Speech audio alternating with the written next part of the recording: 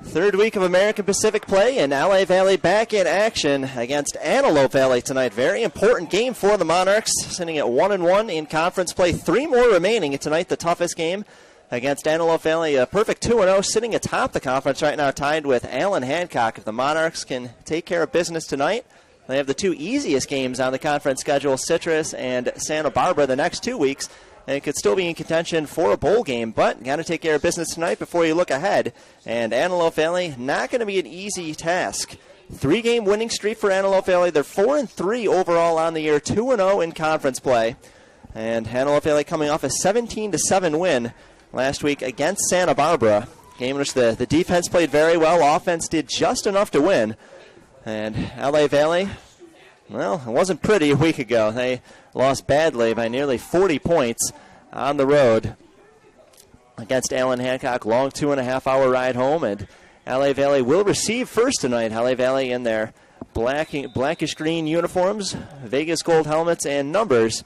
And Antelope Valley on the left side of the field, white jerseys, white pants, white helmets, and maroon numbering. Antelope Valley Marauders kicking left to right on your screen. And set to kick it away for Antelope Valley, Dylan Mogadam.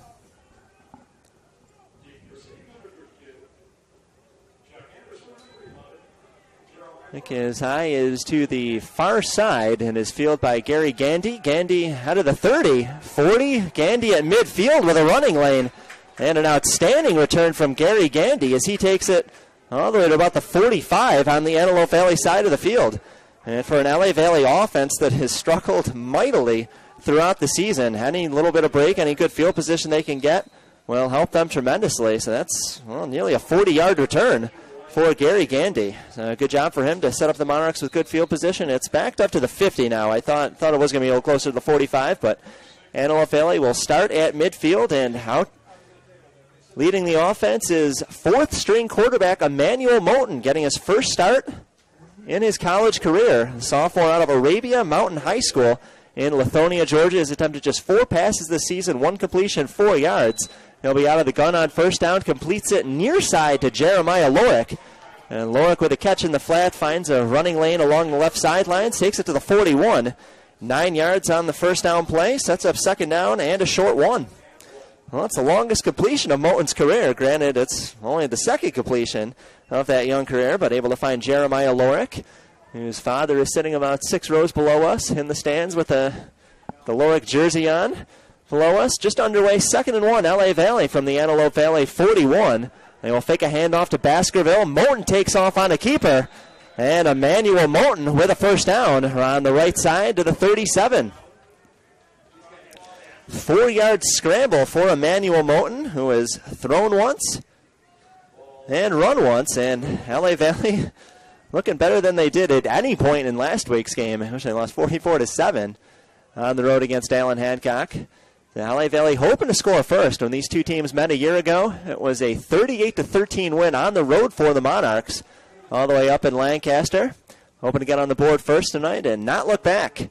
Just a minute in, 1st and 10, LA Valley from the Antelope Valley 38. Moten in the gun, Baskerville in the backfield.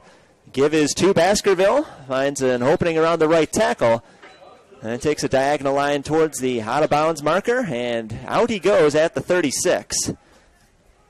2 yards for Artemis Baskerville, who had just 9 yards on the ground last week, only carried the ball 3 times, but at his 2 best games of the season, the 2 weeks prior, 101 yards versus San Jacinto, 3 touchdowns in that victory, and then a week later, 95 yards against Pierce, which was our last broadcast 2 weeks ago.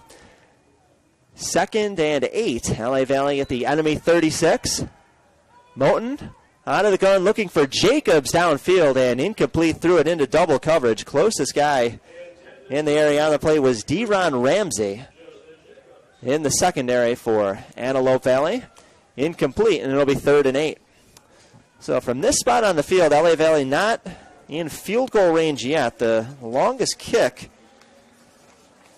that they have made this season is 38 yards, which means they would need about 15 more to get to the 21. So probably 4-down territory for LA Valley. So they don't necessarily need to get all 8 yards on this play. They would like to, though. 3rd and 8 from the Antelope Valley 36.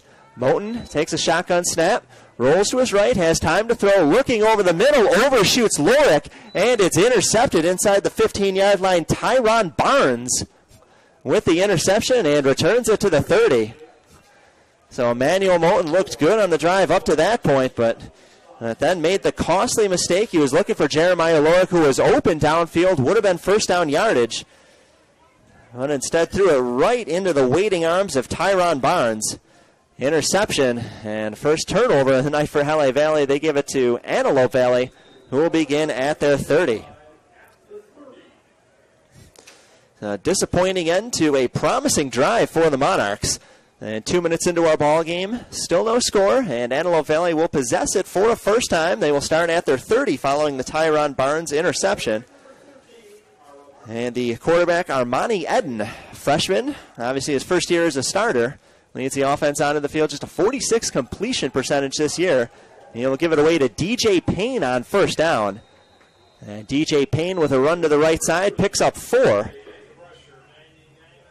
For a gang tackle, brings them down. Jeremy Reichner on the defensive line leading the way for LA Valley.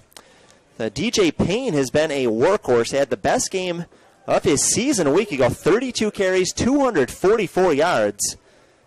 And that one didn't get into the end zone, but helped lead Antelope Valley to a 17-7 win against Santa Barbara. Antelope Valley 2-0 in the conference. LA Valley at 1-1.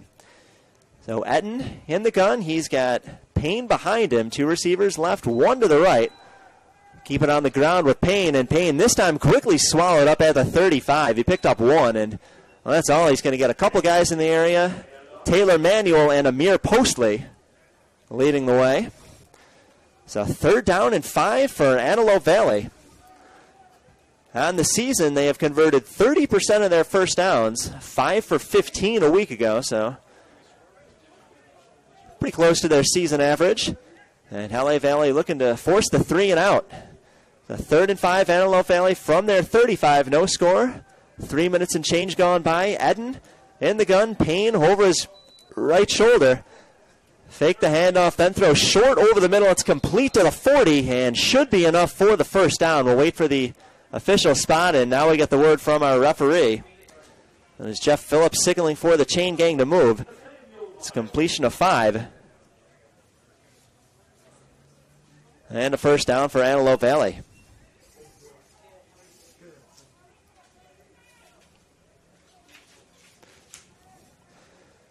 So Antelope Valley chewing up some clock as Eden looking over to his sidelines, trying to make sure that everybody on the same page. Play clock is at 5. They're going to have to snap it quickly. And Eden will keep it on the ground with Payne. Payne on his feet finds an opening on the left side ahead of the 50 and all the way to the 43 of LA Valley. 16 yards on the run from Payne. He's got 21 on 3 carries tonight, picking up right where he left off a week ago. 244 yards, a career high for him. He's gone over 100 twice this season, and they count on him to really carry this offense. The passing game has not been all that successful here for Antelope Valley, just a 46 completion percentage. Eden on the ground, running left side, and this time he'll lose yardage. He's taken down at the 44, loss of 1. A couple guys around the play. Looked like Taylor Manuel in on the action. Jeremy Reichner in there as well. 2nd and 11 for Antelope Valley. They're at the 44 of LA Valley. And Antelope Valley 2-0 in the conference. LA Valley at 1-1, so really a must-win game for the Monarchs if they want to stay alive in conference contention. 2nd and 11, the shotgun snap, fakes a handoff to Payne, and then Eden looking right side, incomplete throw a little bit short, looking for Nathaniel Miles. Good coverage on the play for LA Valley. That was Malik Crenshaw, the linebacker, in coverage, doing a good job staying close by the speedy Nathaniel Miles. The 3rd and 11, Antelope Valley. They are 1 for 1 on 3rd downs tonight.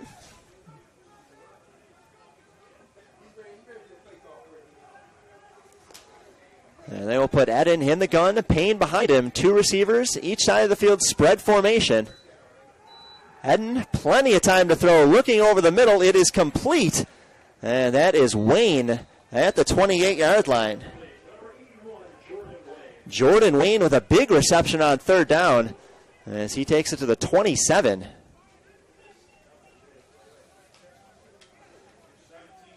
"17 yards on the play, second completion for Eden tonight.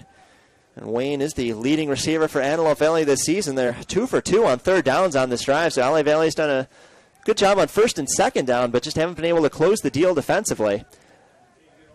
5.5 minutes in, no score. Antelope Valley on the move, 1st and 10 from the LA Valley 27. Head off to Payne, and he gets punished quickly at the line of scrimmage. Payne brought down for a no gain. So a couple guys in the area for LA Valley, including Kelvin Brown on the defensive line. No gain on the play, 2nd and 10, Antelope Valley at their 27. Well, it's been a slow, methodical drive. They've been running it play after play with Payne. They've only thrown it 3 times. Eden thus far 2 for 3, 22 yards through the air. And Eden will work out of the gun, 2nd and 10 from the LA Valley 27. They will dump it off short in the flat, and incomplete. Miscommunication on the road. Khalil Kanata, the intended target. He had a blocker in front of him. That was Miles. But Kanata just hadn't even turned around looking at Eden yet. Miscommunication on the play. The throw got there a little sooner than Kanata was ready for it. So a fortunate break for the Monarchs, as there was a blocker on the play. Probably could have picked up at least 5 yards or so had that been completed. But the clock stops on the incompletion. 8:32 to play, first quarter, no score. Antelope Valley on the move, 3rd and 10 at the LA Valley 27. Eden stays in the shotgun, play clock down to 2. He's going to have to snap it quickly or call a timeout. And timeout called just in time by Antelope Valley. All right, not a lot of time to spare there. Perry Jaleka gets the timeout. 8:30 to play. 3rd and 10, Antelope Valley from the LA Valley 27. When we come back here, watching LA Valley College football on SportsNetUSA.net. And all games on SportsNetUSA.net brought to you by Miller Toyota of Anaheim, where service and parts are open 7 days a week for your convenience. Check out the alignment, brake, and oil change specials on the web at MillerToyotaofAnaheim.com. Located at the 91 in Euclid, Miller Toyota of Anaheim supports community college sports and education. Thanks again, Miller Toyota of Anaheim.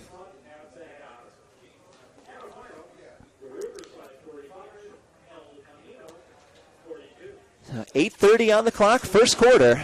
No score, LA Valley had great field position, started on the Antelope Valley side of the field, picked up 1 first down, but then threw an interception. It was Tyron Barnes picking it off in the Antelope Valley secondary. They have since marched downfield, beginning at their 30. They are now at the 27 of LA Valley, facing a 3rd and 10, following a timeout. Eden in the gun. He's got Payne over his left shoulder. 2 receivers left, 1 to the right. They will pitch it left side to Payne. Payne finds an initial opening around his left tackle, although then it closes up quickly. Payne only gets to about the 26 and a half. We'll call it a gain of 1. And it'll be 4th down and 9. So 22 yards for Payne thus far in the 4th quarter. Now decision time for Coach Jaleka.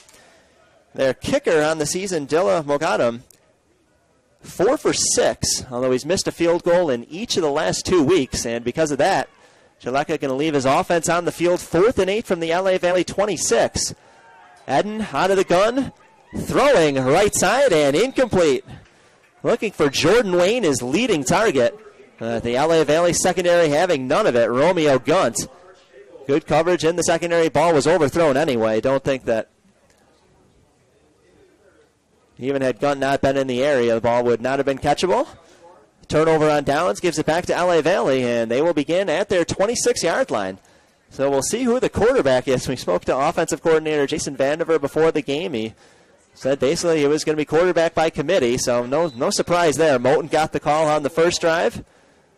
Threw 1 nice pass to Lorick, then threw the interception, and now Kalawaya Judd will lead the offense on the field for the second series. Judd did not appear in the loss last week against Allen Hancock. He will work out of the gun on first down. Throw to the left side. It is complete to Justin Jacobs.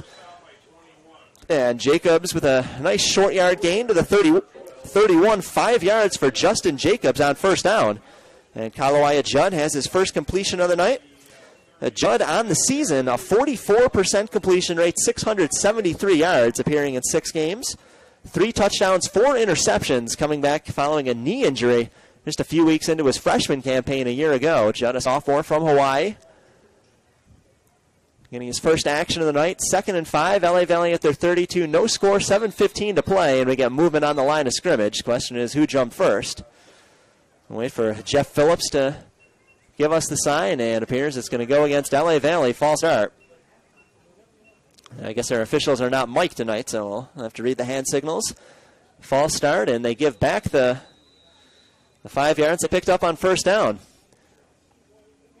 2nd and 10, LA Valley from their 27, where this drive began. Judd in the gun. That is Dawson Schick in the backfield. 2 receivers to the right side, 1 to the left.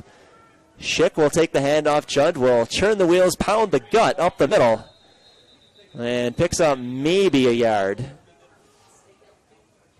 I think calling it a 1-yard gain would be a bit generous, as they're gonna mark it right on the 27, so no gain on the play. Everybody in there on the defensive line for Antelope Valley. You can see a couple of the big bruisers up front, including Marquise Allen, the big defensive tackle wearing number 42, standing right on top of that football right now. He's going to be a factor in that defense tonight. LA Valley facing a 3rd and 10 from their 27 on 3rd downs this year. LA Valley just 18%. They were 1 for 12 a week ago. And that's as big a reason as any is why they've had the offensive struggles they've had. Judd rolling right on 3rd and 10 and completes it in front of the sidelines to the 40. That is complete to his favorite target, Devin Hextall. And Hextall with a 13-yard reception picks up the first down.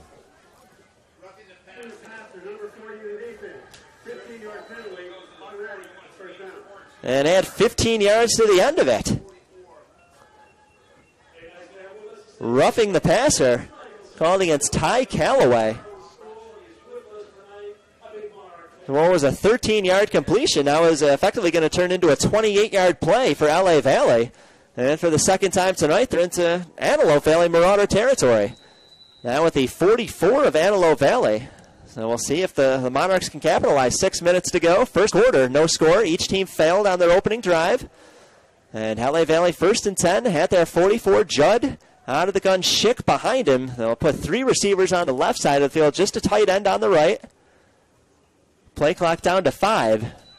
As Judd gets the snaps off and gives it to Schick. Schick gets a nice block from his center and pounds it up the middle of the 41.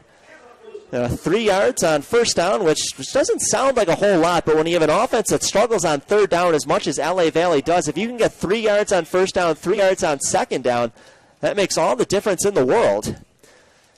So it'll be 2nd and 7 for LA Valley following a 3-yard run from Dawson Schick, who was held pretty quiet last week, just 6 carries, 11 yards.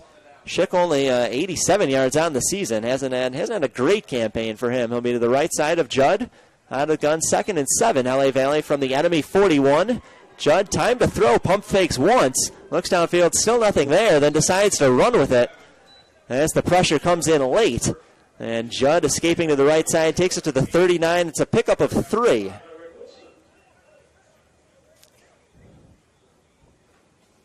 And we'll set up 2nd down and about 5 for or 3rd down and 5, beg your pardon, for LA Valley. So on the last 3rd down, Judd threw a nice 13-yard completion to Devin Hextall. See if they can work the magic again. Would seem to be an obvious passing situation, although it could be 4-down territory, outside of field goal range, maybe a little close to punt. It's a delayed give to Dawson Schick, and Schick on the misdirection runs to the right side. He's going to be short of the first down, but close enough that I think they have to leave the offense on the field. It's a 4-yard run to the 35 before Antelope Valley's defensive line able to catch up. And it'll be 4th and 1. LA Valley at the 35 of Antelope Valley. Well, too long for the field goal, but only needing a yard on the enemy side of the field. They're going to go for it. Baskerville in the backfield gets the handoff, and Baskerville picks up the first down with a run to the right side, 3 yards to the 32, and that'll move the chains for LA Valley. Nice call for Jason Vandiver, offensive coordinator. Bringing in Baskerville. No, he's a little bit more explosive than Schick. And Baskerville gets the job done. Robert Robinson, the linebacker, able to bring him down, but not before the first down. It is picked up, so LA Valley, a couple of third down conversions on this drive. That was going to be a key for them tonight. They've been terrible at it all season, but doing a much better job tonight. LA Valley trying to get on the board first. 1st and 10 from the Antelope Valley 32. Judd looking to throw on first down. Throws towards the far sidelines and incomplete, looking for Hextall. Hextall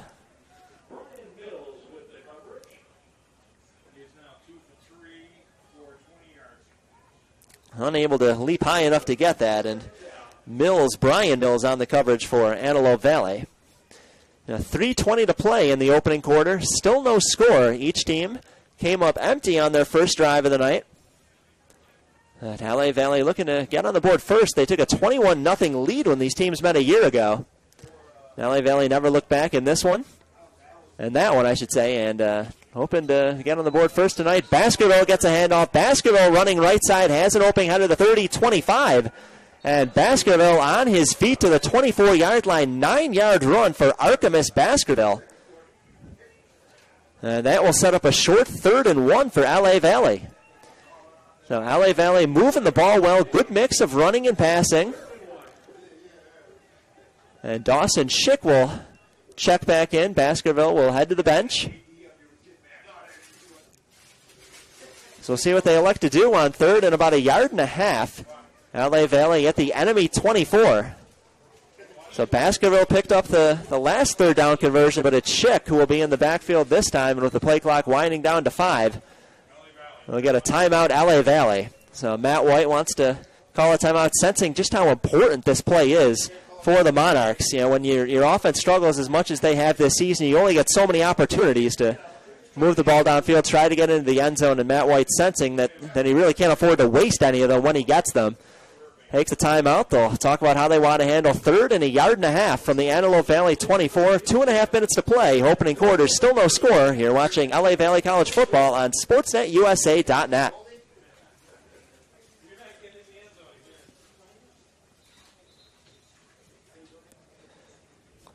A very picturesque view in front of us tonight. Can't see it, but all the way to the left side of the end zone for our view in the press box. Great view of the San Gabriel Mountains, some pine trees. The sun is down, but still kind of that purple glow in the sky. We got a view of Studio City and Laurel Canyon in front of us. Straight ahead. Crowd still making its way in. Now we have some competition from the Dodgers tonight in the World Series. 2.5 minutes to play. Everybody back on the field. 2.5 to play in the first quarter. No score. LA Valley 3rd down. 1.5 to go from the Antelope Valley 24. Schick, the man in the backfield to the right side of Judd. 2 receivers left. Receiver and a tight end on the right. Judd, time to throw. Looking end zone complete for a touchdown. LA Valley takes the lead. Dimitri Atkinson with a 24-yard reception in the end zone.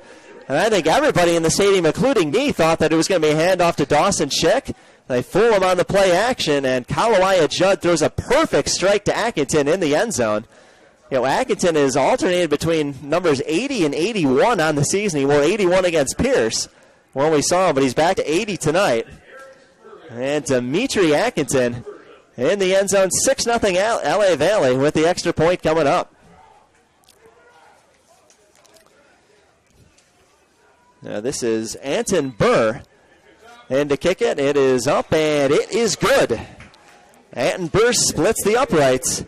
Add one more to the board. 2:28 to play first quarter. LA Valley up 7-0 on Antelope Valley. You're watching LA Valley College football on SportsNetUSA.net.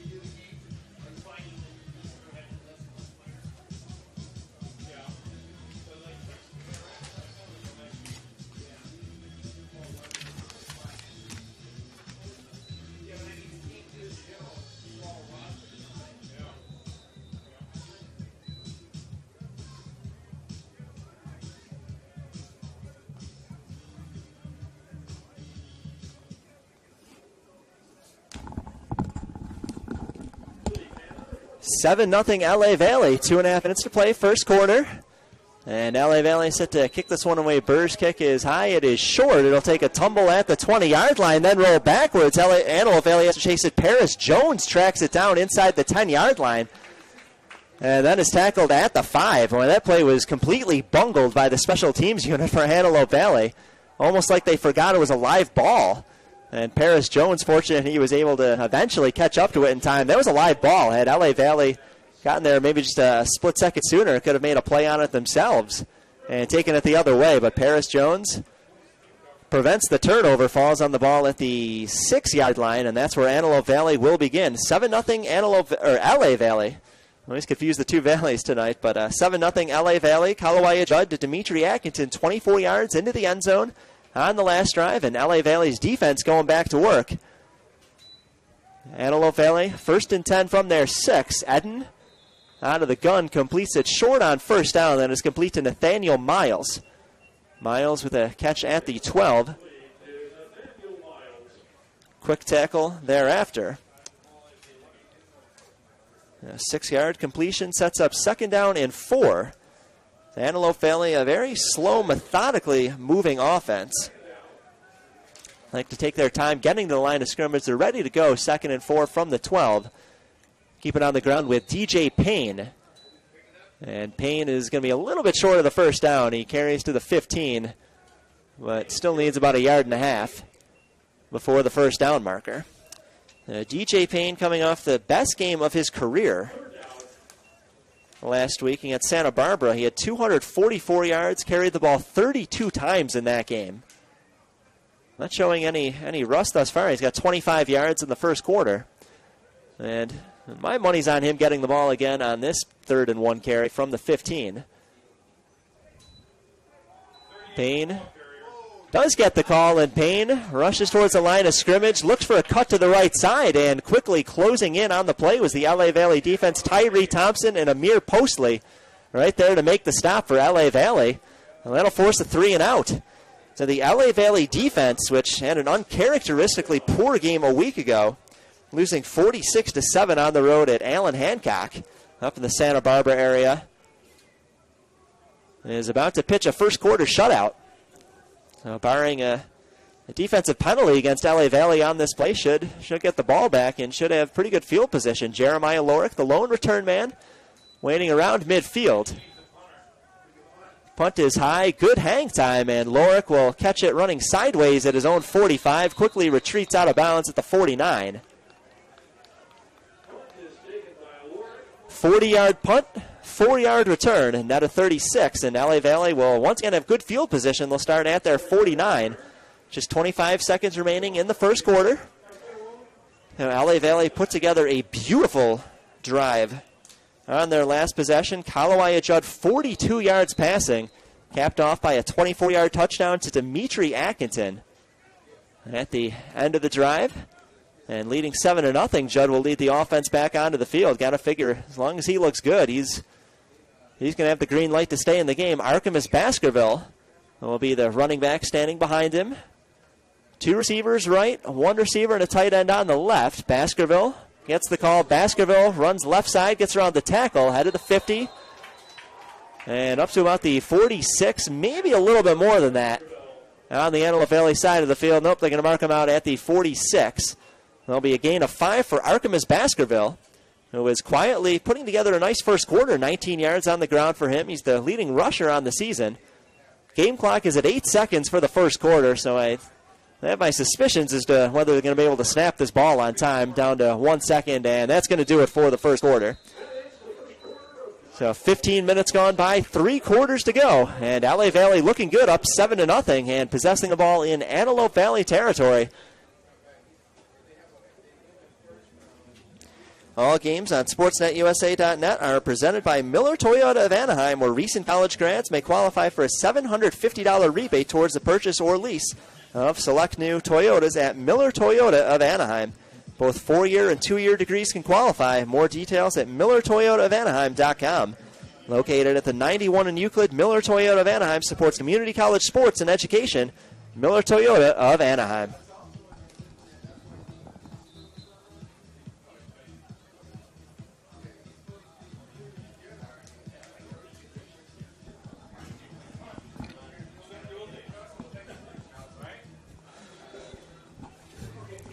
Well, we're back for the second quarter. 7-0 LA Valley.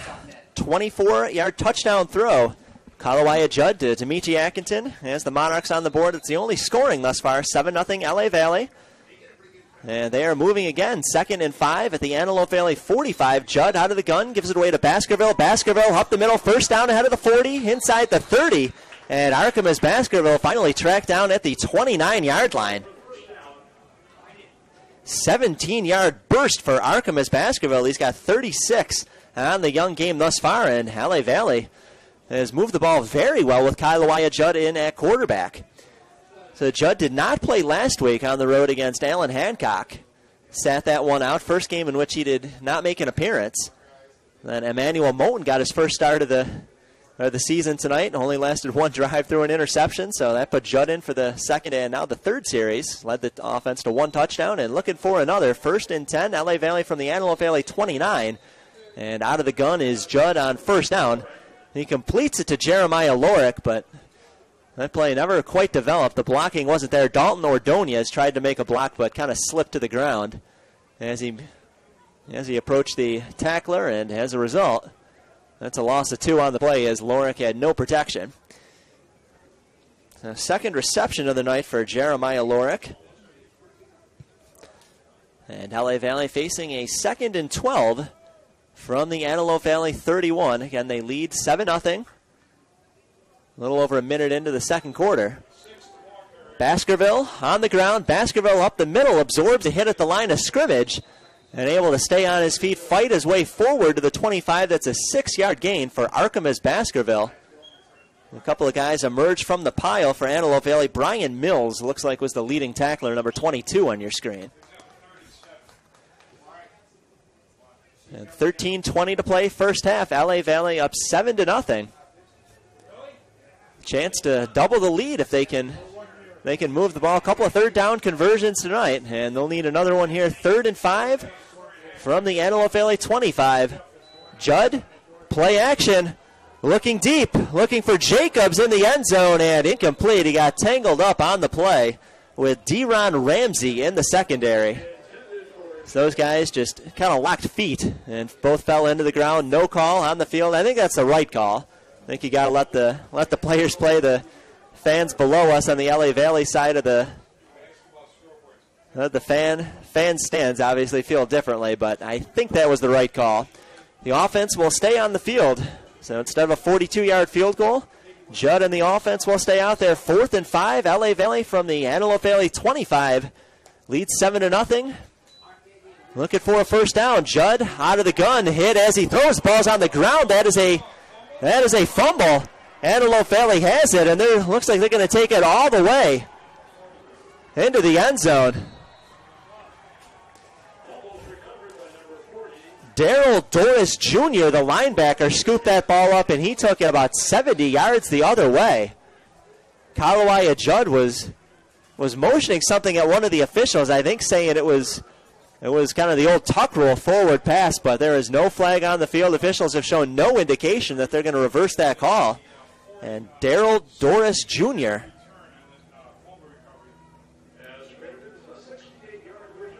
is completely changed the momentum in this game. LA Valley was up 7-0. They were looking like they were about to punch it in the other way, or at least get into the red zone. But then they leave the offense on the field for 4th down. Judd was hit as he was trying to throw. The officials ruled that the arm was not moving forward. It was not a forward pass, and because of that, the Daryl Doris Jr. fumble recovery for a touchdown should stand. And with the extra point unit out there, it appears that decision has been made. Daniel Mogadam in to kick the extra point, and he is good. 12:41 to play in the first half. And absolute silence below us in the press box. The LA Valley fans are stunned as Daryl Doris Jr., a 70-yard fumble recovery for a touchdown. And on the extra point, and this game is tied at 7 apiece, 12:41 to play first half on SportsNetUSA.net.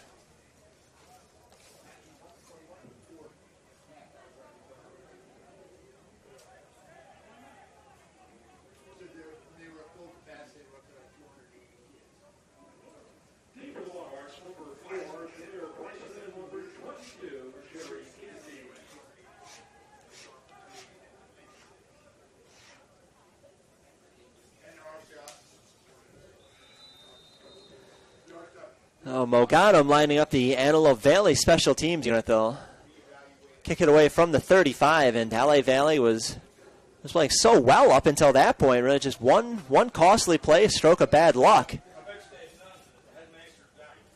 And they'll get the ball back with a chance now to retake the lead. Mogadam's kick is away. It is high. It is towards the near side. And it is fielded by Jameer Bryson. Bryson, 30-40. Bryson with a lane along the sidelines to the 50. And Jameer Bryson with a nice return. Able to grab some of that momentum back for LA Valley. As they give up the game-tying touchdown, Darrell Doris Jr. Fumble recovery took it 70 yards to the house, tied the game at 7, but LA Valley will now start at the 48-yard line. Nearly 50 yards on the return for Jameer Bryson. 12 and a half minutes to play first half. And sun is completely set in front of us, so nothing but dark skies. And LA Valley back to work at the Antelope Valley 48.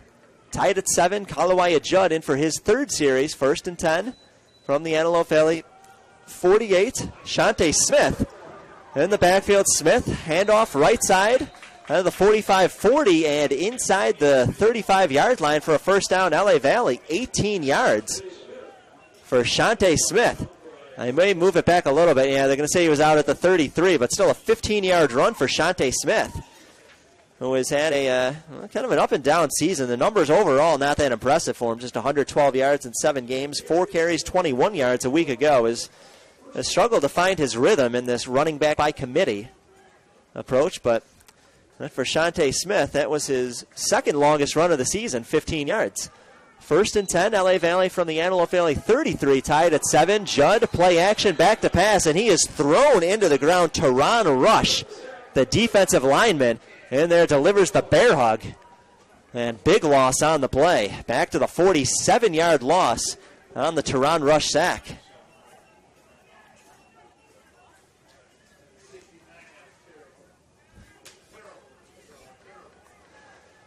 11 and a half minutes and counting in the first half. We're tied at 7. 2nd and 17, LA Valley, following 7 yards on the rush sack.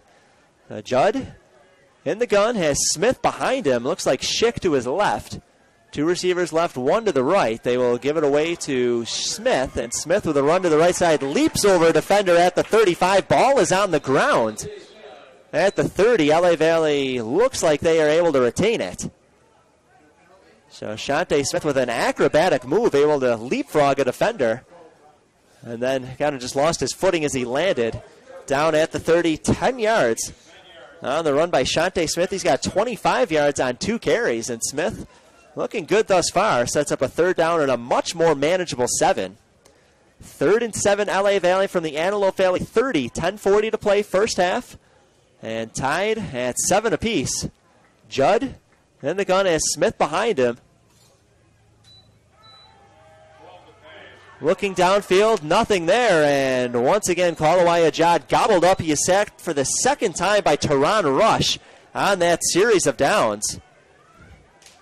And that will send out the punting unit for the first time tonight. So LA Valley, if they had just been able to throw that ball away, make it 4th and 7, maybe they think about leaving the offense on the field. I think they would have had some hesitation after what happened on the last 4th down. Judd was strip sacked, lost the ball, and Darrell Doris Jr. picked it up, ran it 70 yards into the end zone for a touchdown, and now a bad snap over the punter's head. As Juan Quezada somehow tracks it down 20 yards deep and able to punt it away before he's tackled. And, well, that was an ugly play, but about as good a result as LA Valley could have expected. They punted to the 21. Somehow able to manage positive yardage on that play. It was a horrible snap over Quezada's head. And that could have just as easily turned into a second defensive/special teams touchdown for Antelope Valley, but big sigh of relief. They're able to get the punt away and at least force the Antelope Valley offense to try to amount to something tonight. Well, we're tied at 7. The Antelope Valley offense has done nothing tonight. LA Valley took a 7-0 lead in the first quarter. Kalawaya Judd, 24-yard throw into the end zone to Dimitri Atkinson. Then Darrell Doris Jr., a defensive score for Antelope Valley. DJ Payne on a first down run for Antelope Valley from the 21. And he has tons of running room to the 36, 15-yard run to the right side. Before he's taken down Chris Alexander, the linebacker, able to make the tackle. At 15 yards for DJ Payne. He's got 40 thus far in the first half, 244 a week ago, 651 on the season coming into tonight. He's just under 700 if he had in tonight's total. First and 10, Antelope Valley from their 36. Eden in the gun, joined by Payne. Payne run to the left side, and this time he's tracked down quickly by LA Valley. Jeremy Reichner in there as well as Kriston Frazier. Amir Postley in on the tackle as well. So 3 Monarchs there, read the play perfectly, and Antelope Valley loses a yard on that first down run. 2nd and 11 at Antelope Valley coming up, 8:50 to play. And we are tied at 7.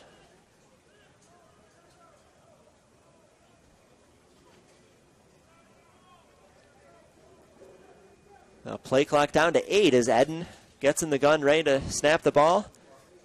Payne behind him, 2 receivers right, 1 to the left. Eden looking deep over the middle, completes it to the 50. That is Wayne, it looks like, and Wayne inside the 20 is thrown into the ground. Not before he takes it to the 8-yard line, setting up a 1st and goal. Jordan Wayne with a 57-yard reception from Eden.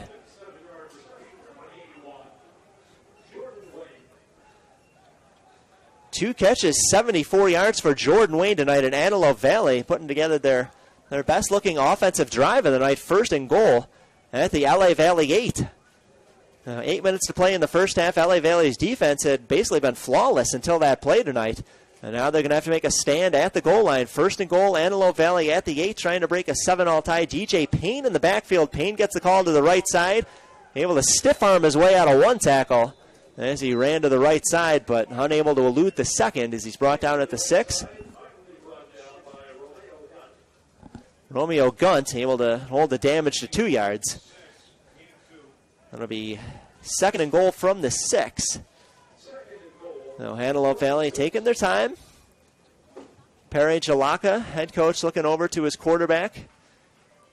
Armani Eden, making sure they're on the same page, knows just how important this drive is. Chance to take the lead. LA Valley hoping to contain this to a field goal. Eden out of the gun, 2nd and goal from the 6. Looks short left side and incomplete. He was looking for Khalil Kanata.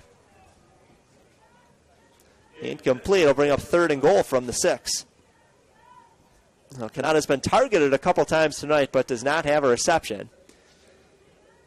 Eden with 95 yards passing on the evening, 57 of them coming on the big play to Jordan Wayne, which set up a 1st and goal. It is now 3rd and goal from the 6, tied at 7, 7:14 to play in the first half. Eden out of the gun under pressure, escapes to the left side, looking to the back of the end zone, and incomplete. Incomplete. It was tapped in the air by, I thought it was Matthew Mattingly.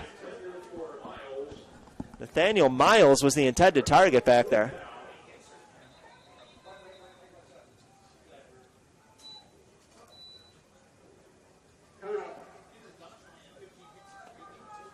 And incomplete brings up 4th and goal from the 6-yard line. Antelope Valley, it looks like we'll send their special teams unit on there.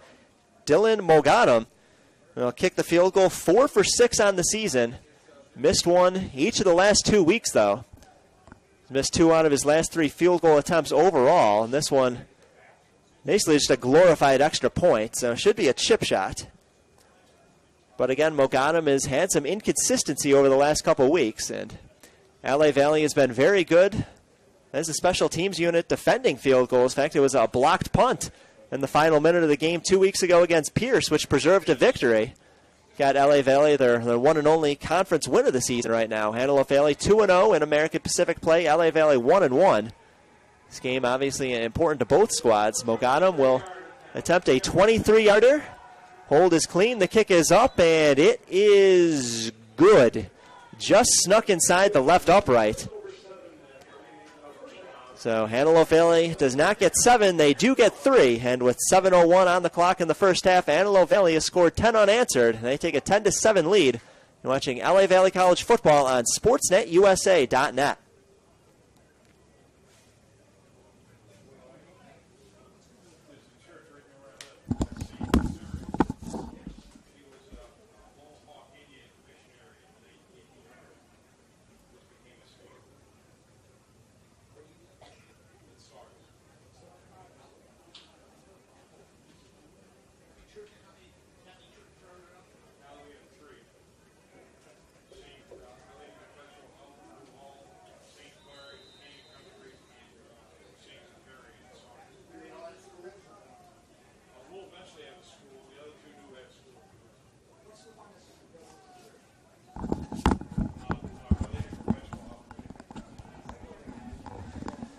(10-7) Antelope Valley, 7 minutes to play, first half, and Antelope Valley going to have to hurry to get this kickoff. Play clock is down to 2, and heard a whistle. That should have been a delay of game. This is fielded at the 28, Gary Gandy on the far side ahead of the 40, and Gary Gandy with a nice bit of space, able to take it across midfield. It'll be stopped somewhere around the 47, it looks like, on the Antelope Valley side of the field. Another good gain by Gary Gandy, about 25 yards on that return. He's had a couple of nice ones already tonight. And LA Valley, who initially probably wanted to delay a game call against Antelope Valley, instead will be happy to, well, it must have been holding on the play. I never saw the flag come out, but the ball was moved back to the LA Valley side of the field, so incidentally must have been holding against LA Valley. They'll begin at their 43, 6:54 on the clock in the first half. 10-7 Antelope Valley. They've scored 10 unanswered. And LA Valley looking to answer before the end of the half. Would like to at least tie the game before they head into the locker room. Judd out of the gun. Receivers each side of the field. Judd, time to throw, looking over the middle, and nothing there. Then the pressure comes late. And about 4 men come in combined for the sack at the 37-yard line. And credited with the sack, looks like John Huntley and Robert Robinson combined on the sack.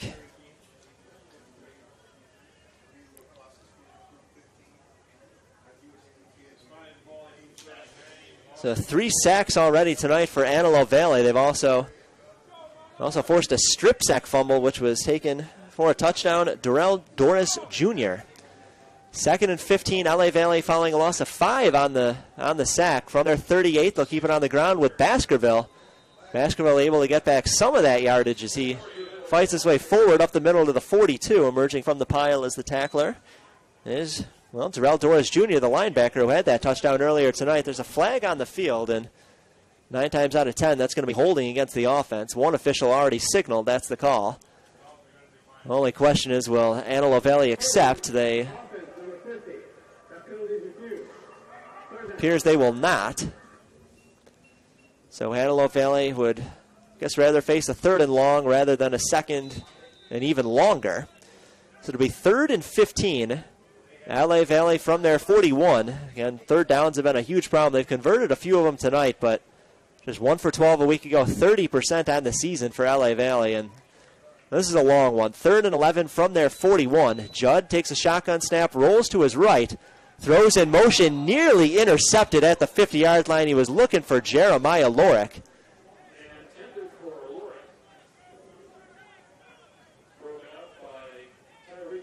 And Tyreek Wilson had a gift-wrapped interception. He could have just hung on to that football. Maybe would have had a chance to go the other way. I think that the Judd was probably the only guy who was going to have a play on him. And a speedy cornerback / safety will always take his chances against a slow-footed quarterback. So LA Valley to punt this one away. It's high and backpedaling is Paris Jones at the 20, able to haul in against his chest and turn it into something. Picks up about 7 after he turns around. Gets positive yardage, 7-yard return. And Antelope Valley will begin at their 27 with 5.5 minutes to play and a 10-7 lead on SportsNetUSA.net.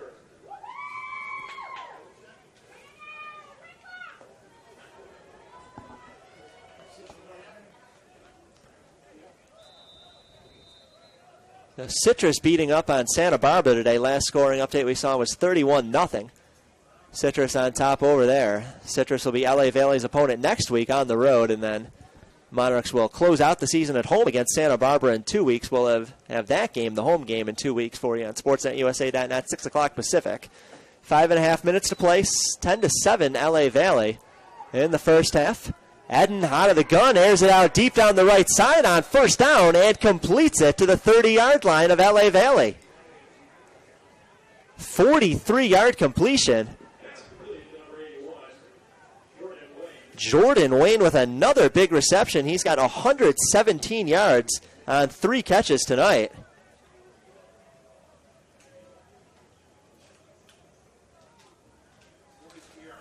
$138 yards for Eden on the evening, and these big passing plays have killed LA Valley. It was a 57-yard throw. Eden to Wayne on the last drive helped set up a field goal. 5 minutes to play. Antelope Valley 1st and 10 from the LA Valley 30. DJ Payne on the handoff and doesn't have a whole lot of room to run, but still somehow turns it into 4 yards. That's what's dangerous about DJ Payne is even on these runs that look like he's stuffed quickly, he's able to convert them into a few yards, and that's a perfect example there. 4 yards on a play that didn't look like it had any chance of gaining anything. DJ Payne has established him as a premier running back in this American Pacific Conference. 2nd and 6, Antelope Valley from the LA Valley 26. Play action. Eden looking short on the left sideline and completes it to about the 25. Well, it's complete to Paris Jones, but only gains a yard. It's good coverage all the way by LA Valley. Romeo Gunt was there to force him out of bounds. First catch of the night for Jones. That one was good for a yard. And the clock will continue to wind with 4:10 to play in the first half. And Antelope Valley a 10-7 lead. They've scored the last 10 points in this game, and LA Valley hoping to prevent any further damage before the end of the half. 3rd and 5, Antelope Valley from the LA Valley 25. DJ Payne with the handoff, run to the left side, gets a couple of blocks, and DJ Payne needed 5, got 7. And that's a first down into the red zone. 53 yards for DJ Payne in the first half, and Antelope Valley threatening again. 3:45 to play first half. They lead 10-7.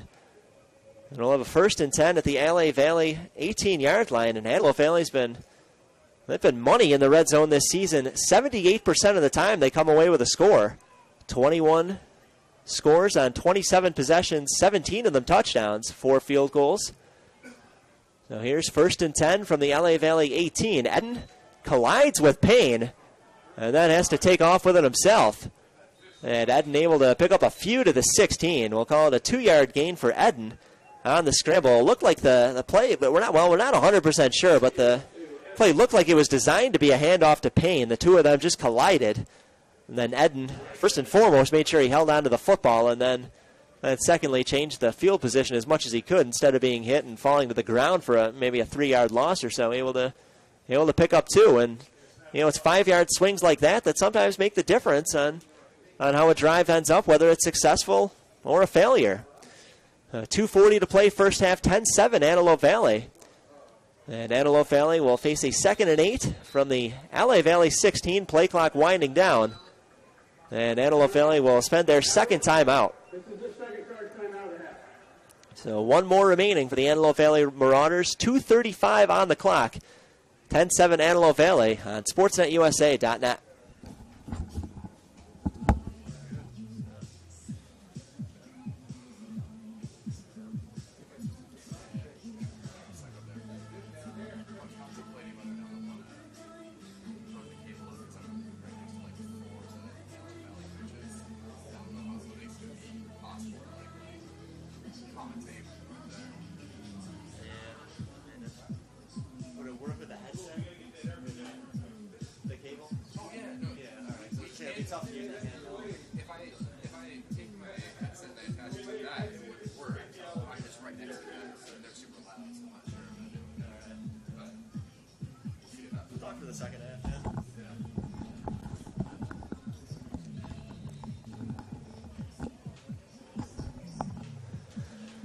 Players making their way back out for 2nd and 8. Antelope Valley from the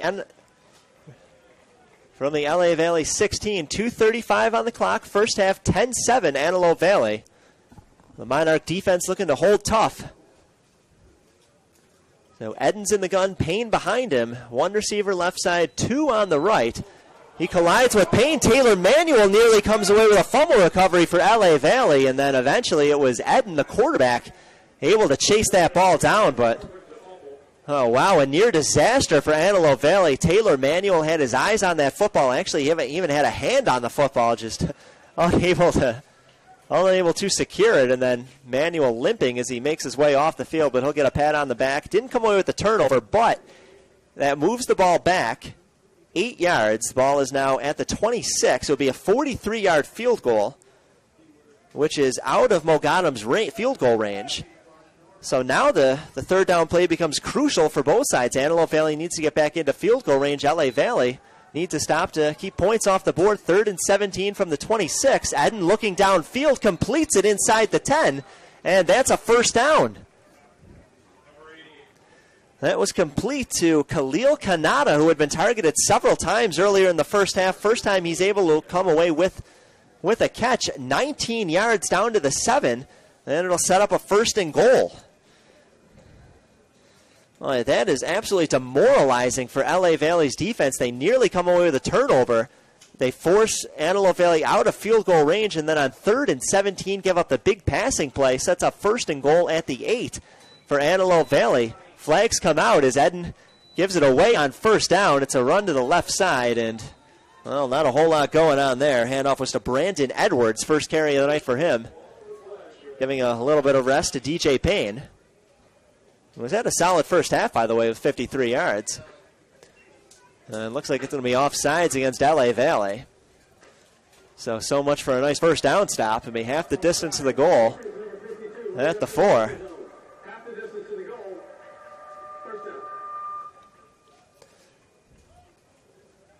Now half the distance to the goal. First down and 1st and goal from the 4.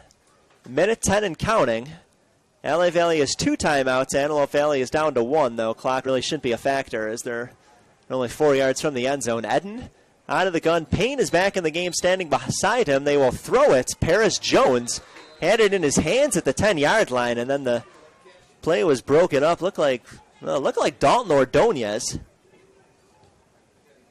number 10, on the play, although actually, correction, I think it was Najee Morrison.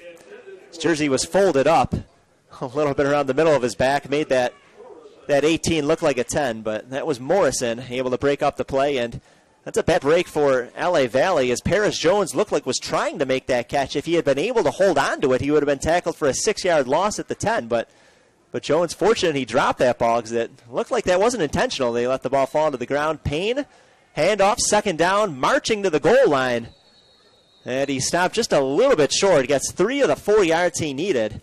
It'll be 3rd and goal, just a yard away from the end zone. DJ Payne doing an outstanding job tonight. The yardage isn't going to match what he put up last week. Career high over 240 yards on the ground, but now a chance for him to get it into the end zone. I think there's a little mystery about what they're going to call here. DJ Payne, 3rd and goal from the 1, straight up the gut, and he stopped. DJ Payne is stopped at the 2-yard line. The defensive line for LA Valley dog piles on top of him. Now trying to see who that was that led the way. I thought it was Jeremy Reichner, number 99, and now I'm getting a nod from Mark Borgognoni, our statistician up top. So, yep, that was Jeremy Reichner with a touchdown saving tackle. 20 seconds on the clock. Antelope Valley will spend their final timeout of the half, and they'll strategize about whether to take their chances towards the end zone, make it a 2-possession game, or do they play it safe, kick what would be a 19-yard field goal, and make it a 6-point game before the end of the half. Important to remember, though, is I know we're kind of beating it into your heads throughout the first half tonight, but Dylan Mogadam, the field goal kicker for Antelope Valley, has had his struggles. 4 for 6 on the season. He's missed 2 out of his last 3, including misses in each of the last 2 games. And it appears he's going to get an opportunity here to kick a 19-yard field goal, extend a 10-7 lead for Antelope Valley. 20 seconds on the clock in the first half. It'll be a 19-yard field goal. So basically an extra point. LA Valley blocked a field goal at the end of the Pierce game to preserve a 7-6 win 2 weeks ago, a game we broadcast for you on SportsNetUSA.net. And now that the Monarchs see that Antelope Valley has tipped their hand, they're going to go for the field goal. Matt White calls a timeout of his own. So LA Valley will talk things over about how they want to defend this kick, perhaps be aware of any kind of fake. Matt White still runs the special teams unit. He came up as a special teams coach and was promoted after Robert Tucker moved on to become the defensive coordinator of Division I UC Davis in the offseason. Matt White is right-hand man, ran the special teams the last 2 seasons. Actually played under Robert Tucker at the University of Sioux Falls, Division II school in the Midwest and South Dakota. So Matt White has dialed up whatever it is he wants to call against this 19-yard field goal. Mo got him. Right-footed kicker has missed one each of the last 2 weeks. 10-7 Antelope Valley. Hold is clean. The kick is up, and it is good. So Mo got him. Puts it through the uprights. Doubles up the lead. It is now 13-7 Antelope Valley with 15 seconds remaining in the first half. And barring a spectacular return from LA Valley, figured they'll probably just take a knee offensively and regroup for the second half. 13-7 Antelope Valley is Dylan Mogadam, a 19-yard field goal. He's got 2 of them tonight. Has pushed the lead to 6. Now, glad you could join us tonight. Aaron Rosenberg with you at Monarch Stadium in Valley Glen, bringing you LA Valley College football. Luke Hobbs working the camera tonight.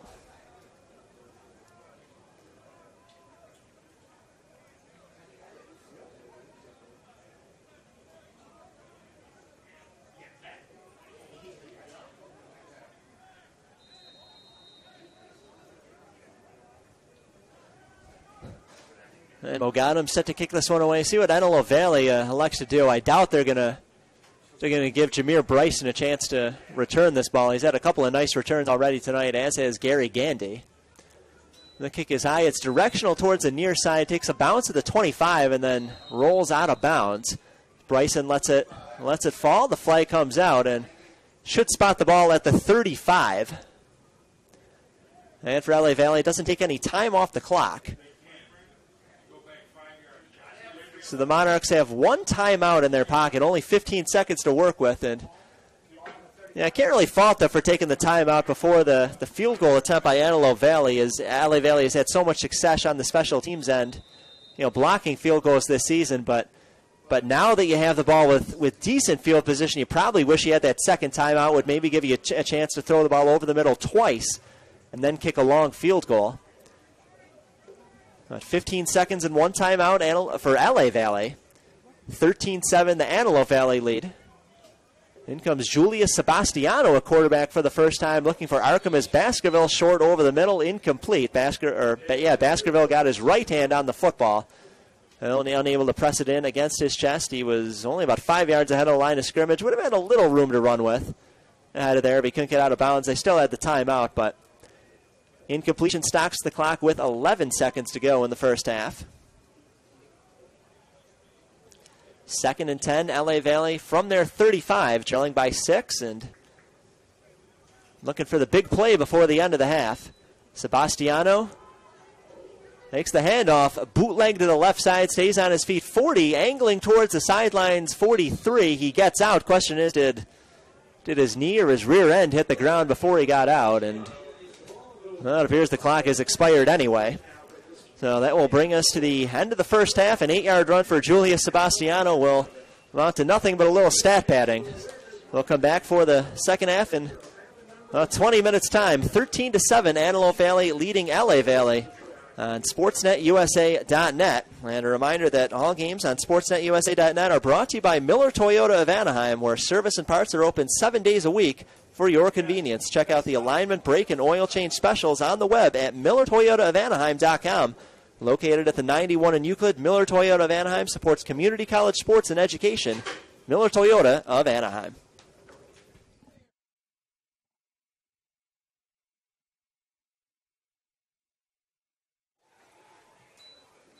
Well, just about ready to go for the second half, and LA Valley kicking off to Antelope Valley to start. 13-7, Antelope Valley with the lead, and this one fielded and returned out to about the 25s. That's where Antelope Valley will begin the second half. Paris Jones with the return to the 24.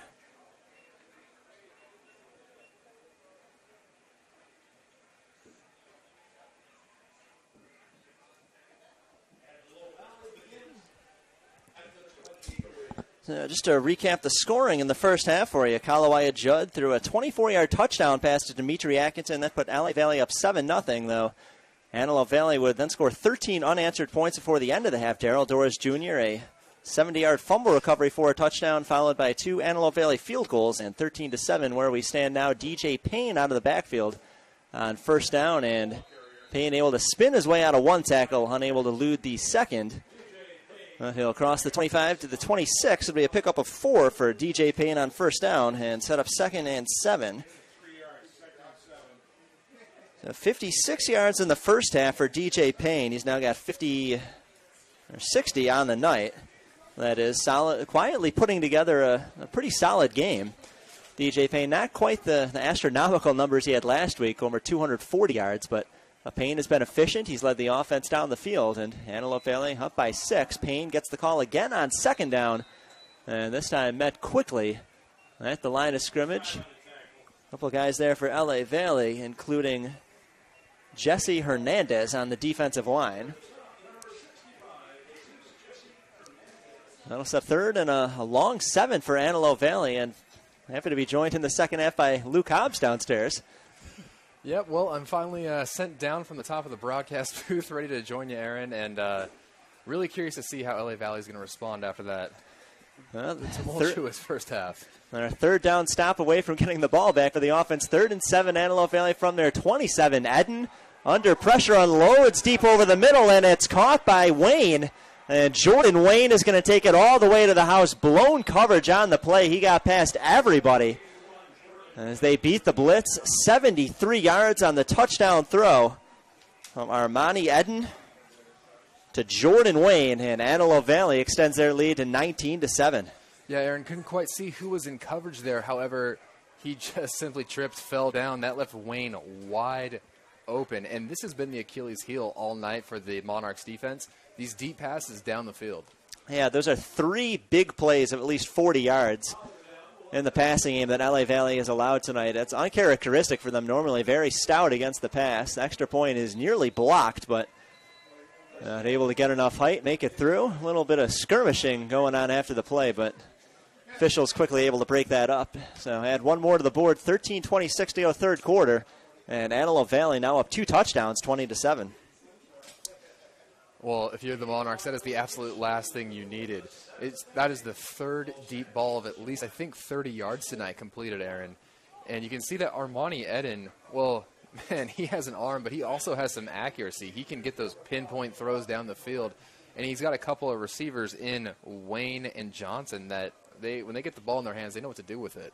Yeah, Wayne's done most of the talking tonight. Listen to this stat line. 4 catches, 190 yards. Whew. That gives you an idea just how dangerous he is down the field. And Eden hasn't completed a whole lot of passes tonight. I've got him at about 10 completions so far this evening. But when he's completed them, they've been for big yardage. And that's been the difference at this point are the big plays. So momentum totally shifted.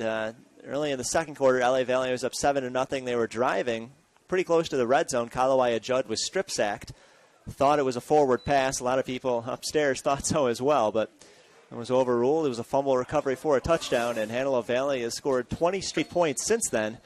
And LA Valley nearly muffs the kickoff return around the 30-yard line as they're just able to fall on it. It's amazing to me how many guys seem to forget that's a live ball when it's there on a kickoff as opposed to a punt where you can just let it go and ball stays where it lies. Right, well, that's just a situation that doesn't happen very often, but when it does, you're absolutely right. The kicking team can go up and scoop it. You don't see that happen too often. A minute and a half into the third quarter, LA Valley trailed 13-7 at the half. They have a quick touchdown to start the third now, trail 20-7. Julius Sebastiano Work at quarterback for LA Valley. Could spot him with a pink towel hanging from his right side. Hands off to Baskerville on first down. Baskerville runs right, only picks about 2 to the 30. On the stop, looked like Kevin Bridgewater, the linebacker, number 9 on your screen. Well, Baskerville, he's known for that tough running. He's had a couple of runs tonight where he could just penetrate the defense and can run through the contact. He's the one initiating it. So impressive, so tough. Baskerville with 3 yards on first down sets up 2nd and 7. LA Valley from their 31. Sebastiano getting his first real shot to play tonight. He came in with 15 seconds to go in the first half. And Sebastiano out of the gun, looking over the middle and incomplete. He had Justin Jacobs open.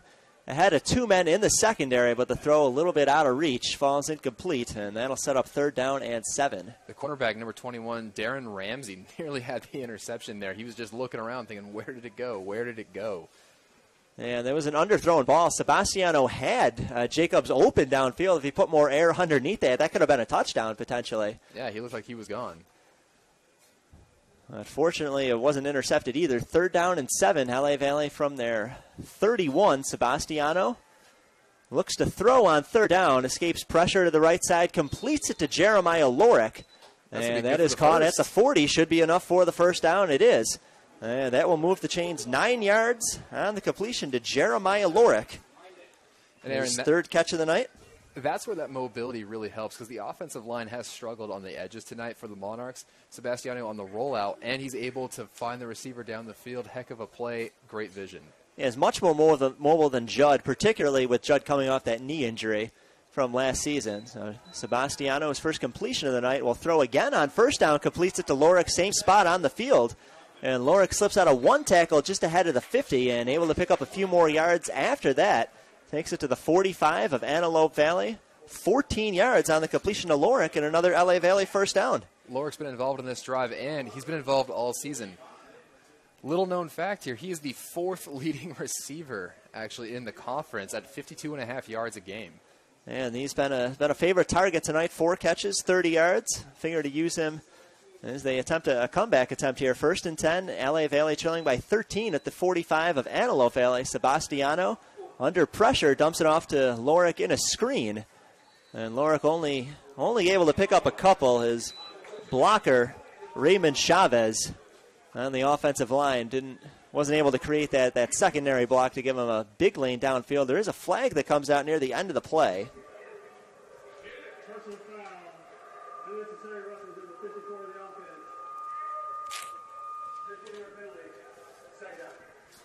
And Natnel Zamin on the offensive line called for unnecessary roughness. The personal foul going to be that's a costly one. It's 15 yards. Moves the ball back to the 43 on the LA.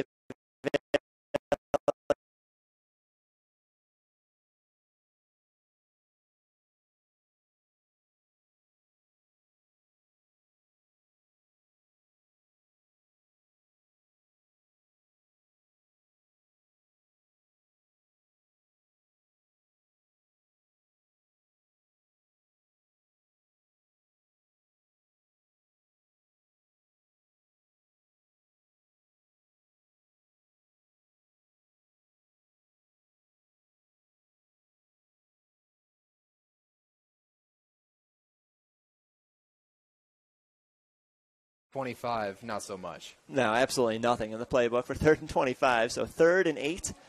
LA Valley from the Antelope Valley 44. Sebastiano stays in the gun. He's got Baskerville behind him. 4 receiver set, split evenly to each side. Sebastiano under pressure, feels the heat, tries to get rid of it. Ball comes out.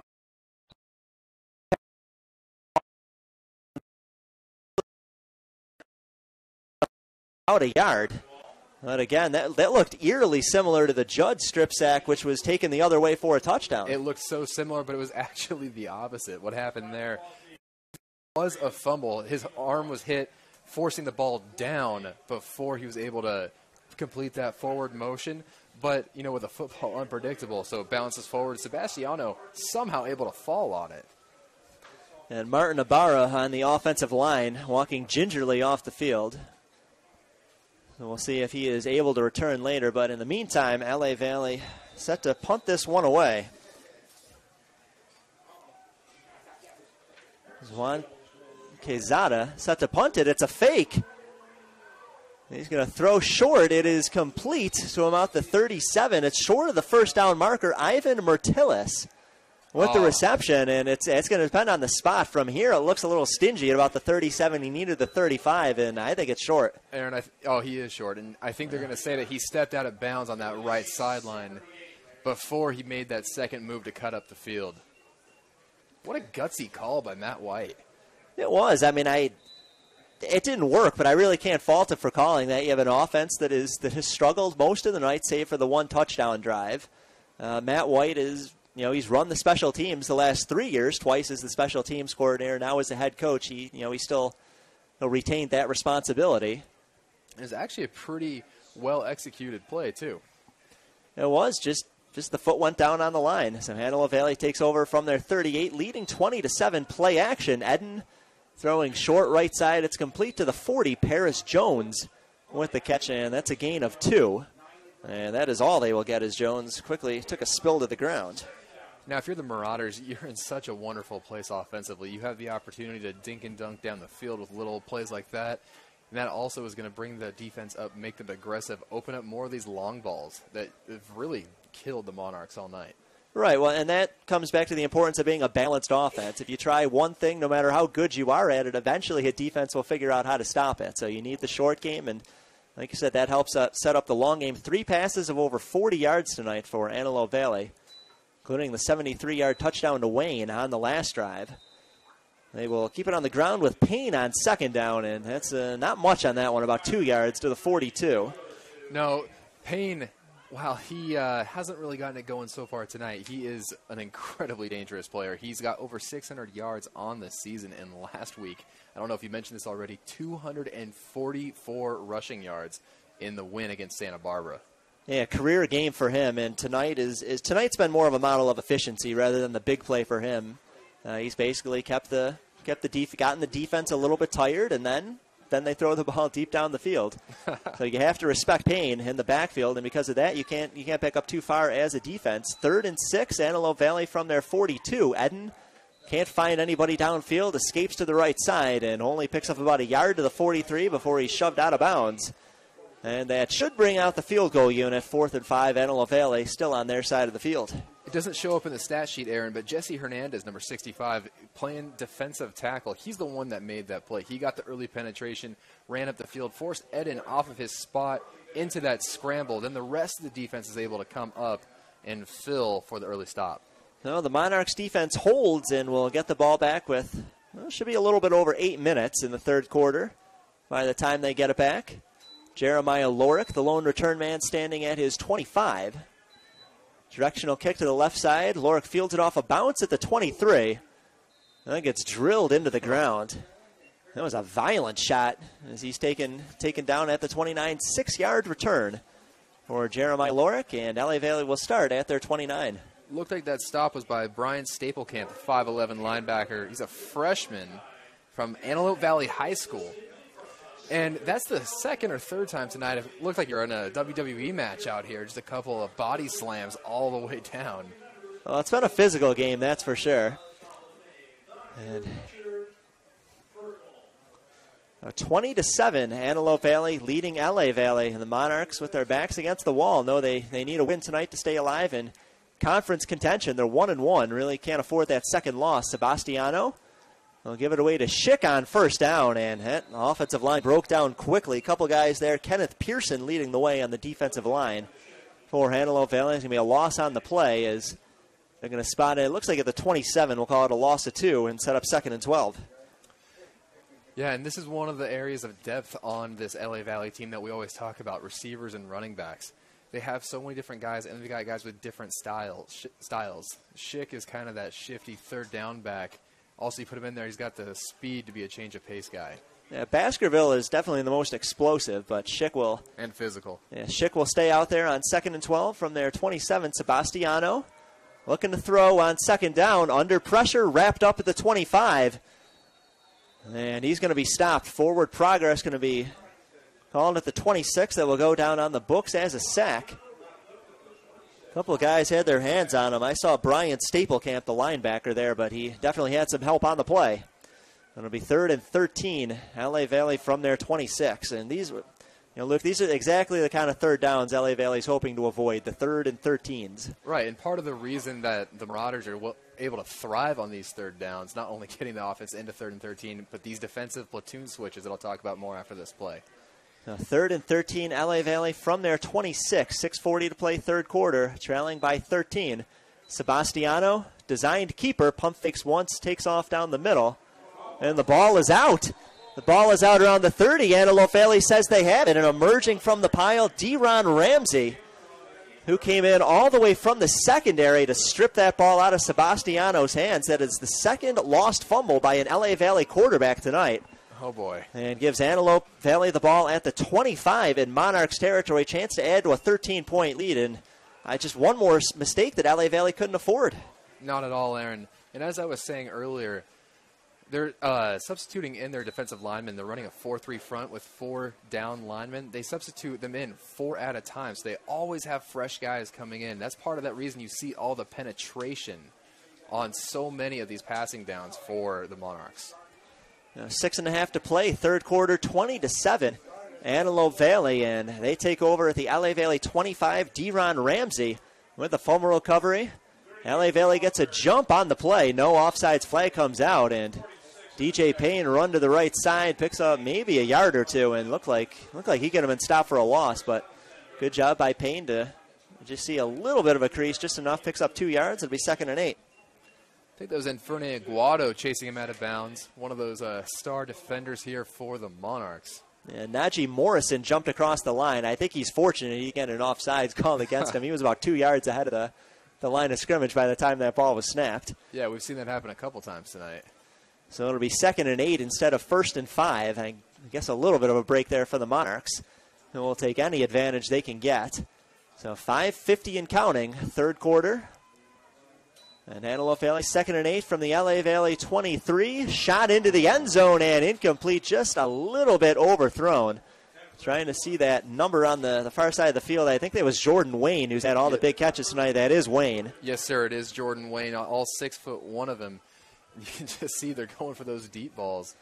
Just hit him on the fingertips, not quite able to reel it in. That's one of those tough tweeners. Was the ball thrown too far? Should the receiver have caught it? Don't know. Well, Wayne has had a big night. Hard to be too critical of a guy who has 4 catches and 190 yards, including a 73-yard touchdown. Yeah, almost another one right there. A 3rd and 8, Antelope Valley from the enemy 23. Payne on the ground. They tried to sneak the draw by the LA Valley defense, but LA Valley not fooled. It's a gain of 1. They needed 8. It'll be 4th down and 7, and now decision time for Antelope Valley. It would be about a 39-yard field goal from here. Antelope Valley has converted both of their field goals tonight, but the longer of the two is 23 yards, and the longest on the season for Dylan Mogadam is 36. Well, they're going for it. And Amari Eden, he's standing there on the field making the kicking gesture, actually, at the sideline. You don't see that very often when the quarterback wants to take the points. Yeah, interesting. This would be his longest of the season. It's a 38-yard attempt. He's missed one each of the last 2 weeks, though 2 for 2 tonight. This one up and just barely good. That one, I mean, maybe inches to spare over that crossbar. Enough. Just had enough. That was 1 more yard. He would not have made it. And there was so little juice on that football that when it hit the turf after clearing the upright, it just stopped right in the ground. Almost as if it was rolled there from 2 yards away. The officials and the players are talking about something. There's a flag on the field. I missed it initially. It's sitting at the 24-yard line. So we'll hear from Jeff Phillips, our referee.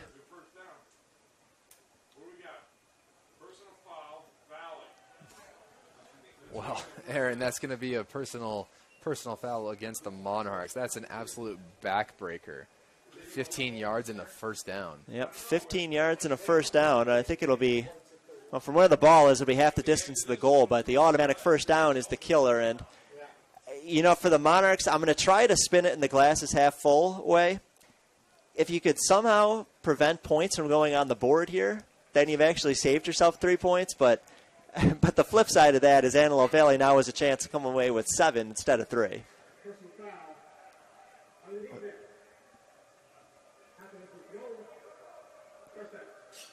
Well, they do have the chance for 7, but also they're moving closer into field goal range. And you're starting to look at that point of the game. Best case scenario, you hold them to 3.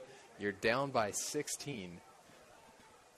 And less than 3 minutes to go in the third quarter. The clock is starting to become a factor here. And if it's a touchdown, this is close to the dagger territory. Right, even a field goal would mean LA Valley would need 2 touchdowns and 2 two-point conversions. So Eden will be in the gun, 1st and 10 from the 11-yard line. They do have a little bit of room to pick up a first down without getting into the end zone. Payne in the backfield runs left side and stuff for a loss of about 3. It was Tyree Thompson who came in and made the stop for a 2-yard loss at the 13. Now that's just an explosive middle linebacker that can come up, make the great form tackle, and wrap up a physical running back at the ankles. Great play by Thompson. The clock continues to tick, 4:20 and counting in the third quarter, 20-7. Antelope Valley, they've scored 20 unanswered since LA Valley took an early 7-0 lead. Eden out of the gun, dumps it off short to Paris Jones. Catch is made at the 8, and a diagonal line to the pylon reaches over into the end zone. And Paris Jones, a 13-yard touchdown reception from Armani Eden. And that could be the dagger, 26-7. Antelope Valley now up 3 touchdowns. No, Aaron, that is bad news for the Monarchs. But I love the play call. It simplifies things. It gets an explosive player running across the field where he has a chance to get open, get some separation, get him the ball in stride, and then he's got a chance to just go straight at the pylon. It's beautiful. And a career night for Eden tonight. 246 yards, 2 touchdowns. He's having just an outstanding game. Tonight his season high was 5 touchdowns against College of the Desert, though that was a 4 overtime game, so he had the benefit of short field position and a lot of extra time there. But this one, I think he would say is his best game because it's coming in conference. This would improve Antelope Valley to 3-0 as they try to keep pace with Allen Hancock, who, right, by the way, was leading 37-27 over Pierce with about 5 minutes to go in the fourth. Allen Hancock would improve to 3-0 in the conference should they hold on. A win here for Antelope Valley basically puts them in the driver's seat where they should be looking strong to come away with the conference championship in 2 more games' time. Right, they'd control their destiny, which is all you can really ask for at this stage in the season. So we'll pull up refresh the scoreboard here, try to get you an update on that one. See if Allen Hancock has gone final. It has, 44-34. Allen Hancock over Pierce tonight. So Allen Hancock improves to 3-0 in the conference. Antelope Valley trying to keep pace, and when those 2 teams square off, that'll be for the conference championship, unless LA Valley can come back. Yeah, the way the standings are right now, Antelope Valley and Allen Hancock both 2-0 in the conference. LA Valley 1-0. So the win here does give them the chance. So we thought that this would be the toughest game remaining on LA Valley's schedule. They get Citrus and Santa Barbara next week, who are considered the 2 weakest teams in the conference. Jameer Bryson returning ahead of the 40, and Bryson able to get by midfield along the sidelines, stays on his feet, and Jameer Bryson all the way into the end zone. A long touchdown return, slipped out of a couple tackles on the way, and a big special teams play may have just given life to LA Valley. And I don't see any flags on the field. Kickoff return for a touchdown. You always look for those flags. Make sure that it's not too early to celebrate, for Jameer Bryson is given some life to LA Valley, 27-13. They're within 2 scores. No, and he was being chased there by number 22, Brian Mills, who actually, he knew he wasn't going to catch him, so what did he do? He pushed him from the back to try to get him to step out of bounds. Really heads-up play. However, the official was right there looking at his feet on the sideline. He didn't step out.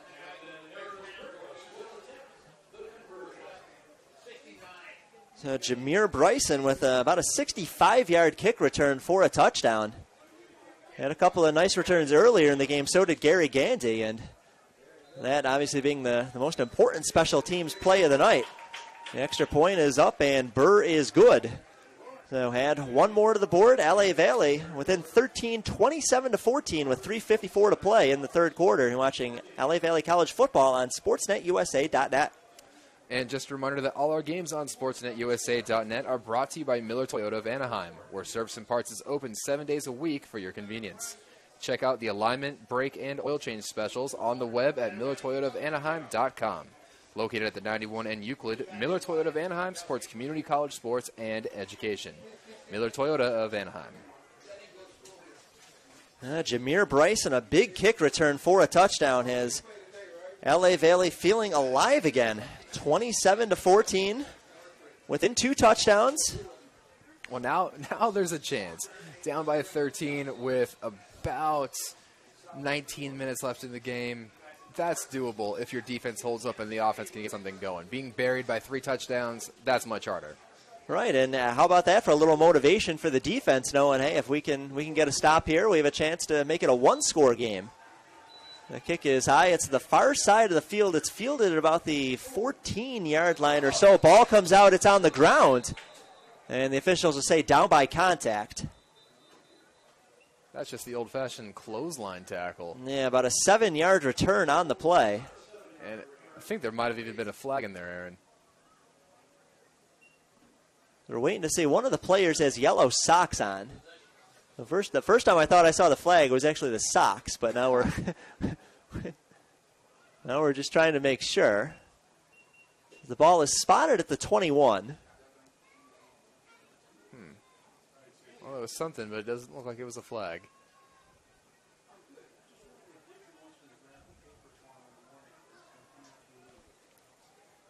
Well, it's going to stay with Antelope Valley. Down by contact, the call. The ball will be spotted at the 21. Or 22 as it's moved up a yard. The players are leaving the field for both sides, so all kinds of confusion. It looks like LA Valley is going to have to re-kick this ball.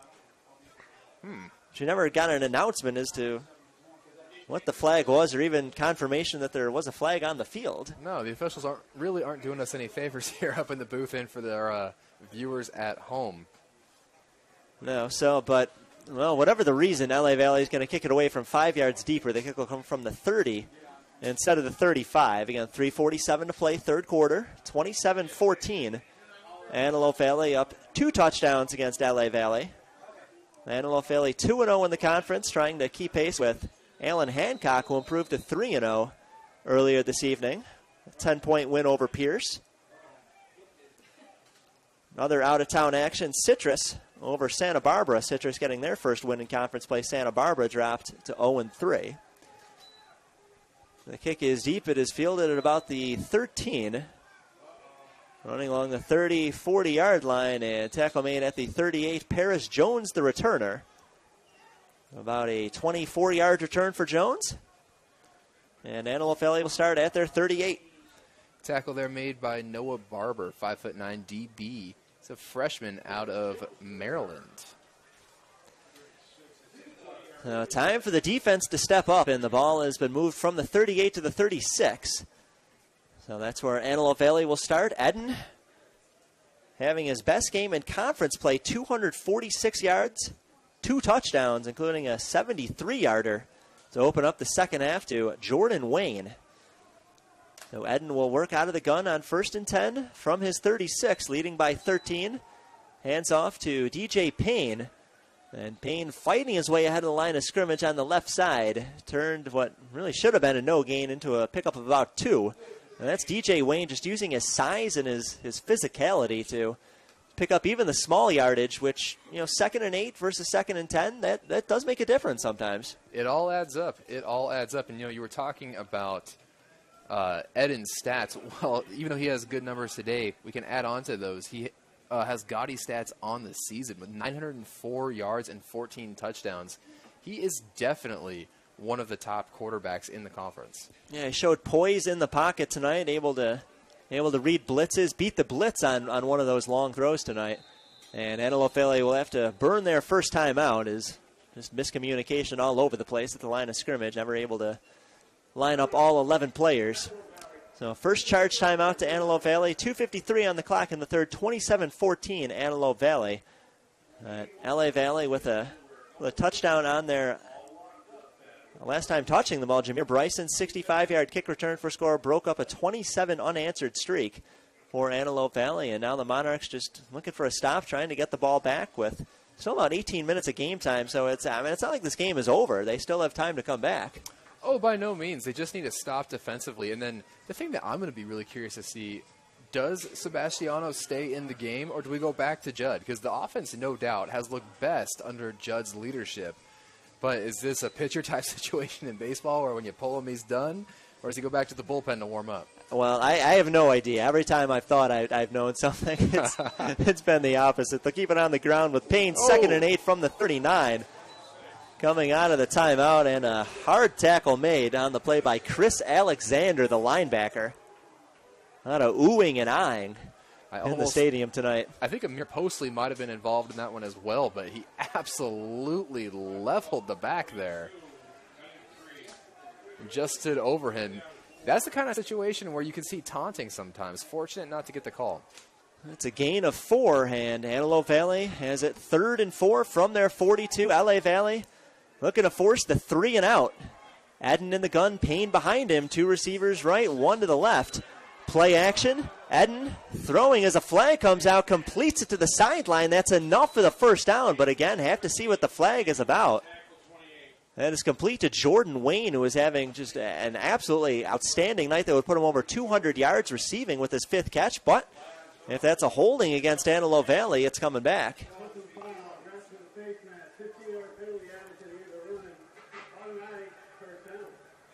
Yeah, Aaron, I believe what happened there is number 27, Devaris Howard. Well, when he was rushing Eden, and you just saw Eden throw that little move where he slithered by him, well, Howard's hands went up. I believe he caught the face mask.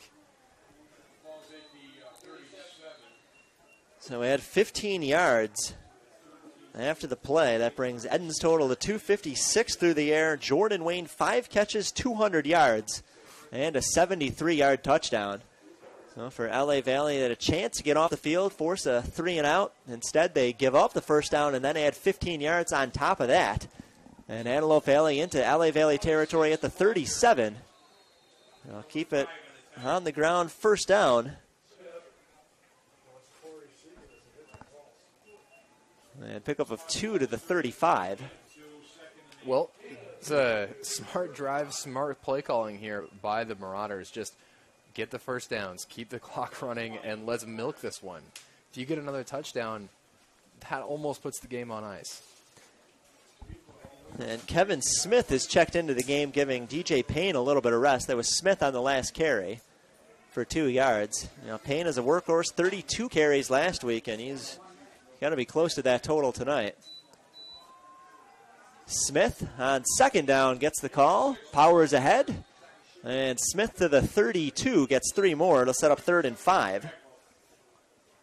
And that clock just keeps on ticking. They're going to have to snap it one more time, but if it's a running play, this will be the last play of the 3rd as we head into the 4th. Monarchs trailing by 13. They really can't afford to give up any more scores. No, and the clock has become a factor at this point. Is LA Valley eventually going to have to find a way to score with their offense? Offense hasn't gotten into the end zone since the first quarter. Their last touchdown was on a kick return for a score, Jameer Bryson. And by the way, Clarence Williams, the 4th quarterback, is warming up on the sideline, so maybe we'll see him in a few moments. Play action, Eden looking over the middle, incomplete. He was looking for Kanata. Coverage on the play by Romeo Gunt. And Kanata turned to his right side. The throw came to the left, and fortunately for LA Valley, there was that miscommunication between quarterback and receiver because Kanata was past Gunt. That would have been a touchdown. A little bit of miscommunication there between the quarterback and the receiver. However, there also was a little bit of handsiness going on by Gunt. Lucky not to get the pass interference down the field there. But it looks like the Marauders are going to go for it here.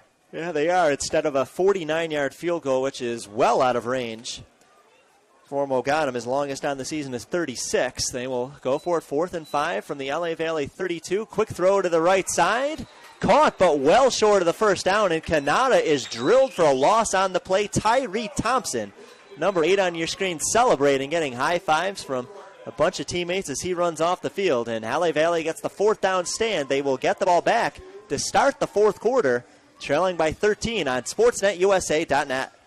And that's a great job there by the defense. Bending but not breaking. They're getting the stops when they need, and they're giving the offense a chance, which at this point in the game is the best thing you can do. Because they're not going to come out here, they're not going to be slinging the ball like they have in the rest of the night. They're going to be running, they're going to be trying to pick up first downs, less of these deep passes down the field, unless they get a look that they're absolutely in love with. So now the focus turns the LA Valley offense, who will have to fight their way back into this game. LA Valley trailing 27-14 with 1 quarter to play, and looks like we're about to get an announcement from the officials. On the field, Jeff Phillips, our referee, is... Oh, this is going to be a free play here. Okay, so 3 seconds on the clock for the third quarter. All right, so LA Valley will, I guess, run 1 play, and then they'll switch sides on the field. So, but I guess when you're trailing by 13, it gives you a free play without having to worry about the clock. So Monarchs will take it, this no is doubt. a big deal. And we are going to see our 4th quarterback of the night, Clarence Williams. Number 1 on your screen will lead the offense out there. Just 34% completion rate on the season, 153 yards, 1 touchdown, 2 interceptions. But the carousel continues to roll, and Williams will be out there 1st and 10, LA Valley from their 32. Handoff to Baskerville. It looks like, and Baskerville gets hit for a loss at the 29, loss of 3. And, well, I think now LA Valley wishes maybe they just headed to the sidelines and could have started the 4th quarter. It'll be 2nd and 13 when we start the 4th for LA Valley, trailing by 13, 27-14. You're watching LA Valley College Football, brought to you by Miller Toyota of Anaheim on SportsNetUSA.net. And on SportsNetUSA.net, Aaron, we don't just cover LA Valley football, but coming up next week on November 3rd, we've got Freeway League football with Fullerton High School taking on La Habra High School. That one is likely going to be audio only, possibly with some Fullerton College students, yet to be seen there. And then a week after that, November 8th, we have Fullerton College Hornet basketball at the Fullerton College Classic, where the Hornets will be taking on Chaffey College. And, it's been so hot, I keep forgetting the college basketball season is right around the corner when we had a week full of 100-degree temperatures, but it is around the corner, so we'll have basketball for you on SportsNetUSA.net as well. And then in 2 weeks, we'll have the final regular season game for LA Valley College hosting Santa Barbara 2 weeks from this Saturday, November 11th at 6 p.m. on SportsNetUSA.net. Well, I was actually at the Fullerton College Classic last season. I have to say, so much fun. I would highly recommend all of our viewers tune into that one. You'll have a blast. Get to hear about some great college basketball. 4th quarter here at LA Valley College, 27-14. Antelope Valley. Clarence Williams in at quarterback for LA Valley. Looking to pass and is strip sacked at the 30-yard line. Ball is on the ground. Antelope Valley picks it up. That is Jamiz Zuber. And Zuber returns it to the 26 of LA Valley. Well, no doubt about it. That ball was on the ground. It was stripped out. I didn't see who stripped it out, but Jamiz Zuber was the one who scooped it up for Antelope Valley. Another turnover, 3rd turnover by an LA Valley quarterback tonight. And Antelope Valley with a chance to re-extend their lead, make it a 3-score game, up by 13. And that's nearly a fumble each of the last 3 quarterbacks to go in the game. They're running out of guys on the carousel. This is the last and 4th man on the roster. Maybe you should start suiting up. Get down there, warm up the old arm. Well, they've used 4, and I don't know that there is a 5th one on the roster. 1st and 10, Antelope Valley from the LA Valley 24, just underway in the 4th quarter. Antelope Valley up 13. Handoff DJ Payne, who's trying to chew up clock as much as anything else, and Payne is quickly taken down, loses 2 yards on the play to the 26. Well, the kicker, Anton Zerez Burgos, he looked pretty good on that fake attempt. Maybe we could throw him out there. Well, I know the one thing LA Valley has to do is they have to figure out this quarterback situation. Only 2 more games after tonight.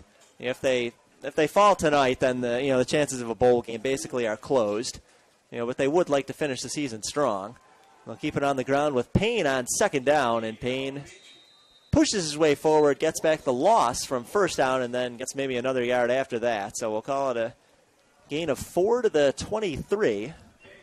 And it'll be 3rd down and 9.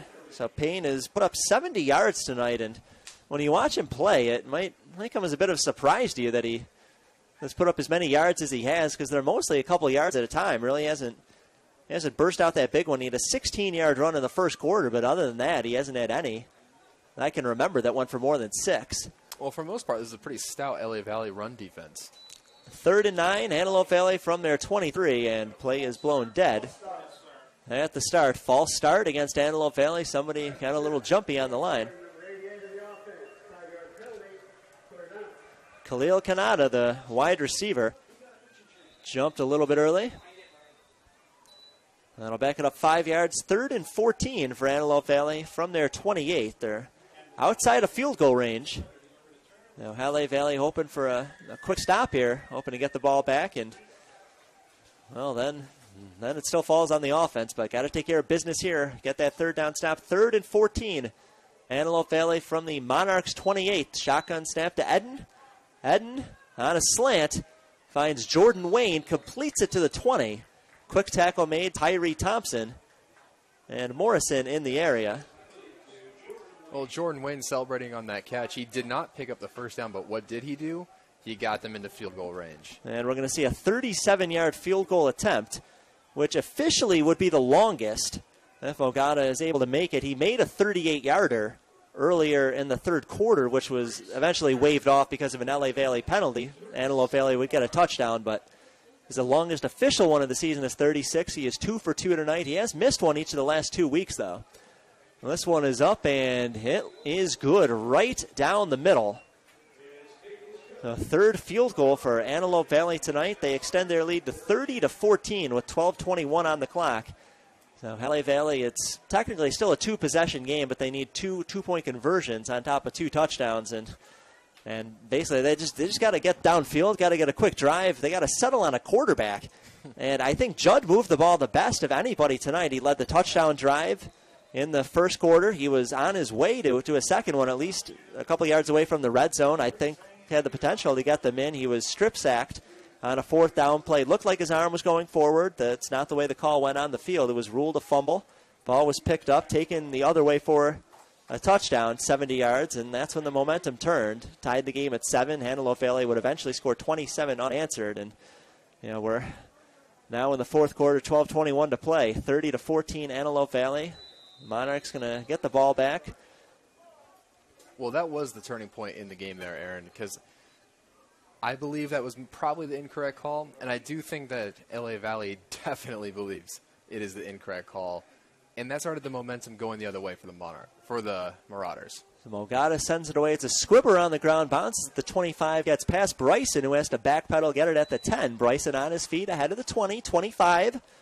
And Bryson finally wrapped up around the ankles at the 29, so a 19-yard return by Bryson after he initially let the ball get past him. And LA Valley will start at their 29, 12:14 to play, and let's see who the quarterback is. Well, that was really his first gaffe of the night, because he has been absolutely lights out here on special teams. He's got that return. He's got a couple of other big kickoff returns as well. Yeah, the 65-yard kick return for a touchdown in the 3rd quarter, only scoring for the Monarchs since their touchdown in the 1st quarter. And Kailawaya Judd is out there. So Judd with 40 yards and a touchdown pass to his credit tonight. Also had that fumble return for a touchdown. Judd out of the gun, pump fakes once, throws deep down the right sideline, and that's intercepted. That was right into the hands of Jeremiah Kennedy, who took a tough shot as he went into the ground. Correction, there was actually Tremel Knighton. Misread that 10 for a 30. So Tremel Knighton with the interception. 2nd pick of the night for the Antelope Valley secondary. And one play, they give it right back. Well, not what they needed. Well, throwing it deep on that go route, he had the little hitch. So he's trying to get the safety to bite. Well, he didn't bite. He read the ball. And also, Judd, he got absolutely leveled on the end of that play. That was Marquise Allen, 6'2", 270 pounds. He just drove Judd into the ground. That feels like that's the backbreaker. Yeah, Tremel Knighton with the interception on the first play offensively for LA Valley on that drive. 12 minutes to go, 30-14 Antelope Valley, and time now for them to just kill a little clock. We'll start at their 38, put it on the ground on 1st down. And pick up of maybe 2, let's say, as that was Smith in the game, giving Payne a little bit of rest. And on the tackle, Chris Alexander, the linebacker for LA Valley. And again and again and again, I'll say it, the clock keeps ticking. It is now officially a second opponent here for the Monarchs. And Antelope Valley wisely going to let that play clock wind down as far as they can before snapping the ball each time. It's at 10 right now, and they still haven't even set all 11 guys. So Eden in the gun. Play clock down to 5 as they snap it. They'll pitch it to Smith. And Smith slips out of one tackle, able to stay on his feet ahead of the 45. He'll be close to midfield. Should be enough for the first down as he'll be spotted at the 49. Wow, and they missed that face mask. Yeah, he was absolutely taken down by a face mask. I couldn't tell who the defender was, but you saw his head lurch back. That's a telltale sign. Yeah, and I don't see a flag on the field. They have called it just a 9-yard run. Well, that gets the first down. Keeps the clock ticking. Oh, play clock is now at 7 as they're just getting set on the line of scrimmage. 30-14 Antelope Valley, 10.5 minutes to play. Smith, handoff right side, and Smith powers his way along the right hash mark to about the 46. 3 more yards for Smith, who is in for this drive. DJ Payne getting a much-deserved couple minutes of rest on the sideline. 70 yards for him tonight, helped lead the offense down the field. Never quite got in the end zone, but at the passing attack doing the heavy lifting for Antelope Valley tonight. 2 touchdowns and 253 yards for Amari Eden. Well, the passing game has been the headline, but this running game is really the substance that's going to go ahead and close the game out here for the Marauders. They're getting it done here late in the game when they need to. Figure to keep it on the ground again. 2nd and 5 from the LA Valley 46. It's Smith getting the carry, and Smith is going to be close to a first down. I think he's about a yard short. I can't believe this is their backup. He looks great. Yeah, he does look great, and I think part of that, too, is the LA Valley defense is so gassed right now. The offense has given them absolutely no help tonight. The LA Valley defense, feels has been on the field basically this entire game, and that's been a problem. The defense carried the team early in the season during that 3-0 start, but LA Valley's lost 3 out of their last 4 in danger of making it 4 out of their last 5.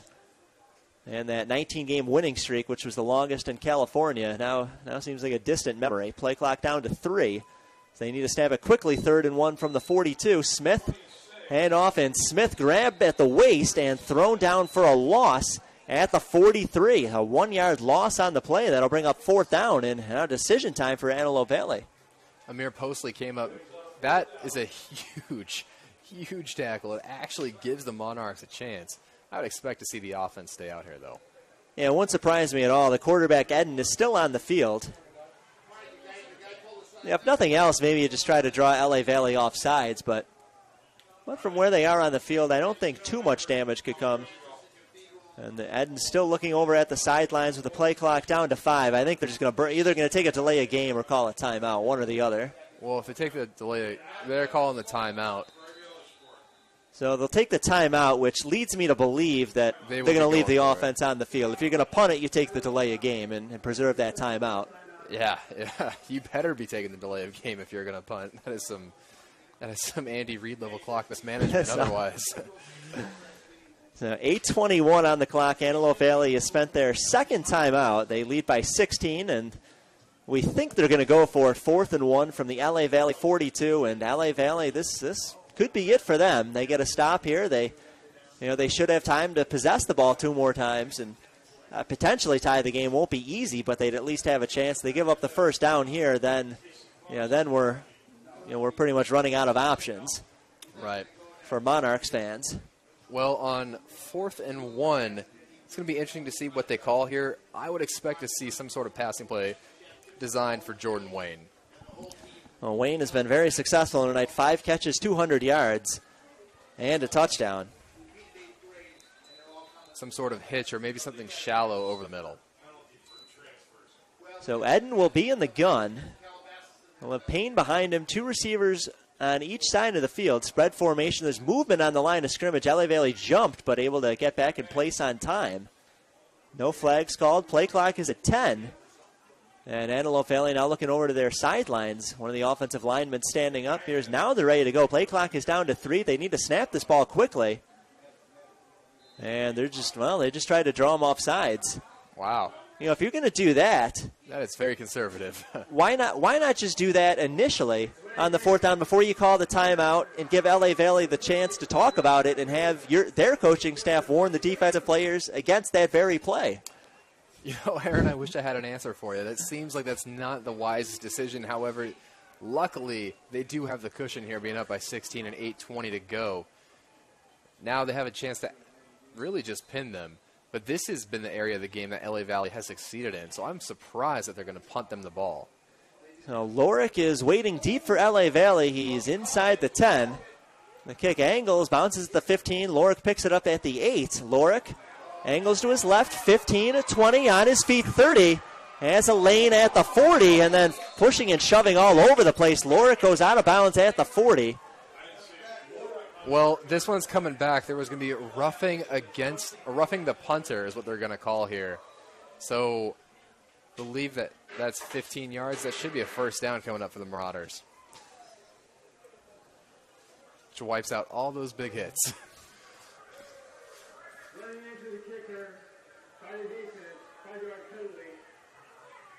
Oh. They got lucky. They called running into the kicker. Right, and that is a big break for LA Valley.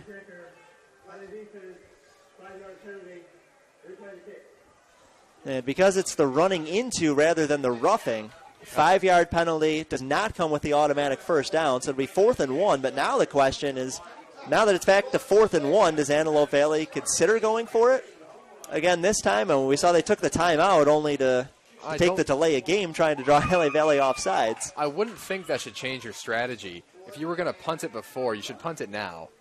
And the Antelope Valley defense has been so solid since that first quarter that I think you have to put your faith in the defense and say, I don't think the LA Valley offense can get 2 touchdowns, let alone get the 2-point conversions twice with 8 minutes to go when they played 4 quarterbacks. Right. So well, if I'm Antelope Valley, I punt this football. And it looks like that's what they're going to do. Smart call by head coach Jellica.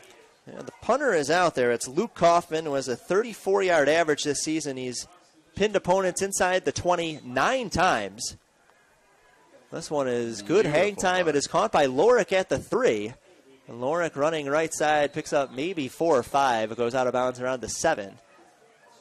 Coaches often tell punt returners, just don't touch the ball inside the 10-yard line, especially inside the 5. Take your chances, let it hit the ground, maybe skip into the end zone for a touchback. I think Lorick maybe felt a little pressure with the way the offense is playing, like, hey, I've got to make a big play here. It's up to me, and I think he would have been better off letting that ball hit the ground.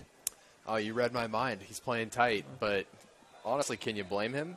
The offense hasn't given him any reason to think they're going to do otherwise in 2.5 quarters nearly. No, I certainly understand his sentiment, but trying to take the objective approach here. Took the gamble. It didn't pay off, and LA Valley will begin at their 8-yard line, trailing 30-14 down to their last legs. 7:53 on the clock. It'll be Kalawaya Judd on the field, who has led LA Valley to their only offensive touchdown of the night. It was a 24-yard throw to Dimitri Atkinson all the way back in the first quarter, and before we get a first down snap, we'll get a flag on the field.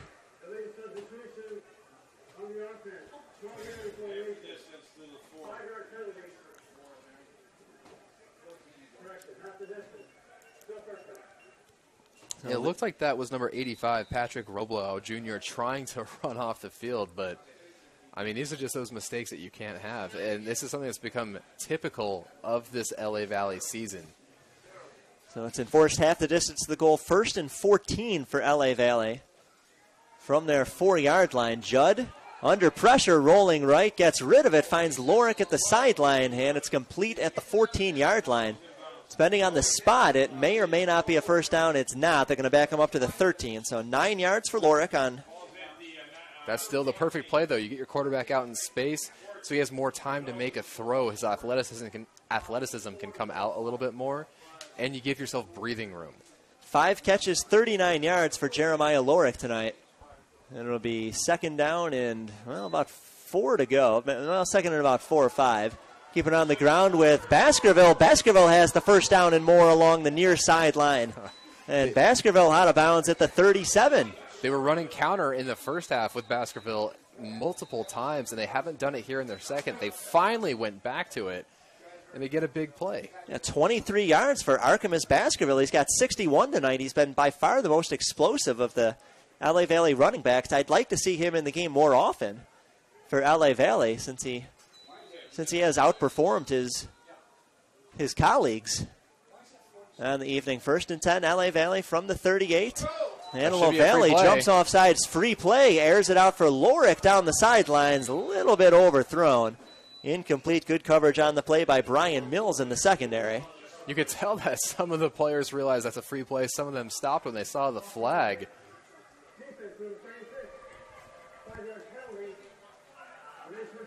And you could see that call coming from a mile away. Armand Davis, number 36 on the defensive line, jumped across, and it was obvious. He was about 3 yards ahead of the football by the time that ball was snapped. So free play for LA Valley is incomplete, but you get a 1st and 5 from your 43, trailing 30-14, 7:06 to play.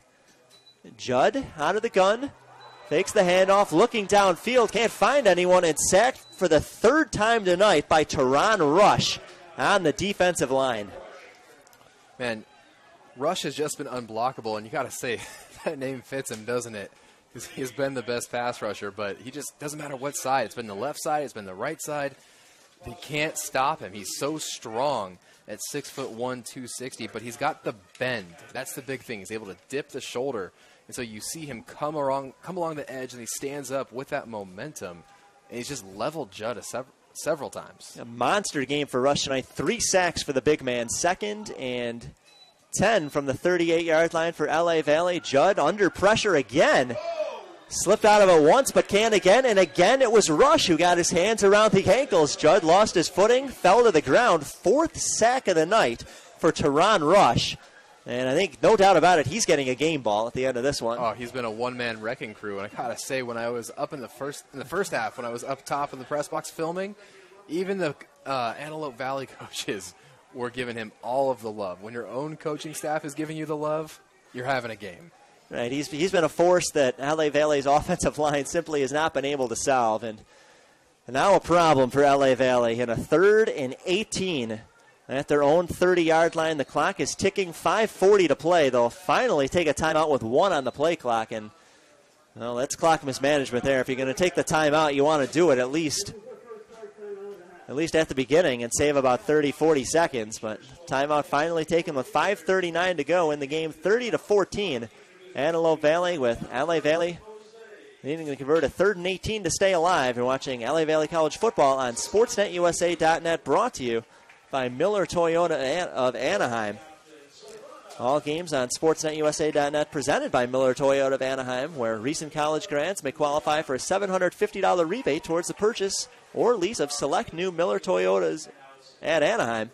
Both 4-year and 2-year degrees can qualify. More details at MillerToyotaofAnaheim.com. Located at the 91 in Euclid, Miller Toyota of Anaheim supports community college sports and education. Once again, Miller Toyota of Anaheim. Might have to head down there and see if they have anything for Fullerton College grads.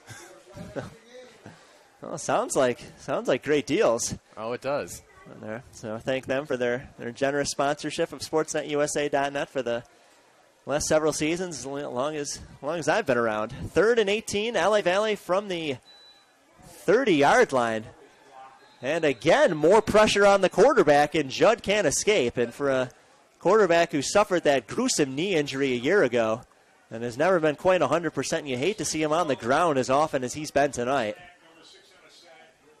Well, and for the sack, there was Robert Robinson, who now has 1.5 sacks tonight. He shared a sack earlier in the first half. 3 straight sacks by the Marauders defense. That is something. They are, and even trailing by 16 points with 5 minutes to go. I think Matt White sees the writing on the wall. 4th and 25 deep in his own territory. He's just going to kick this one away. Paris Jones calls for a fair catch for Antelope Valley. That is at the 40-yard line of the Marauders. So LA Valley has 2 timeouts. Presumably they'll use them to stop the clock on the defensive end. But even if Antelope Valley goes 3 and out, they should be able to burn about a minute off the clock. And best case scenario, LA Valley gets it back with 4 minutes to play and trailing by 16. And just a reminder for what's at stake here. If Antelope Valley wins, they're 2-0 and they control their own destiny. They're in the driver's seat to take the Pacific Conference Championship. Yeah, win would improve them to 3-0, keep them atop the conference with Alan Hancock, who was a 44-34 winner over Pierce. And earlier this evening. Just so happens these two teams are playing each other next week in what should effectively be a conference title game. That's the way it's looking now, unless LA Valley can pull out a miracle.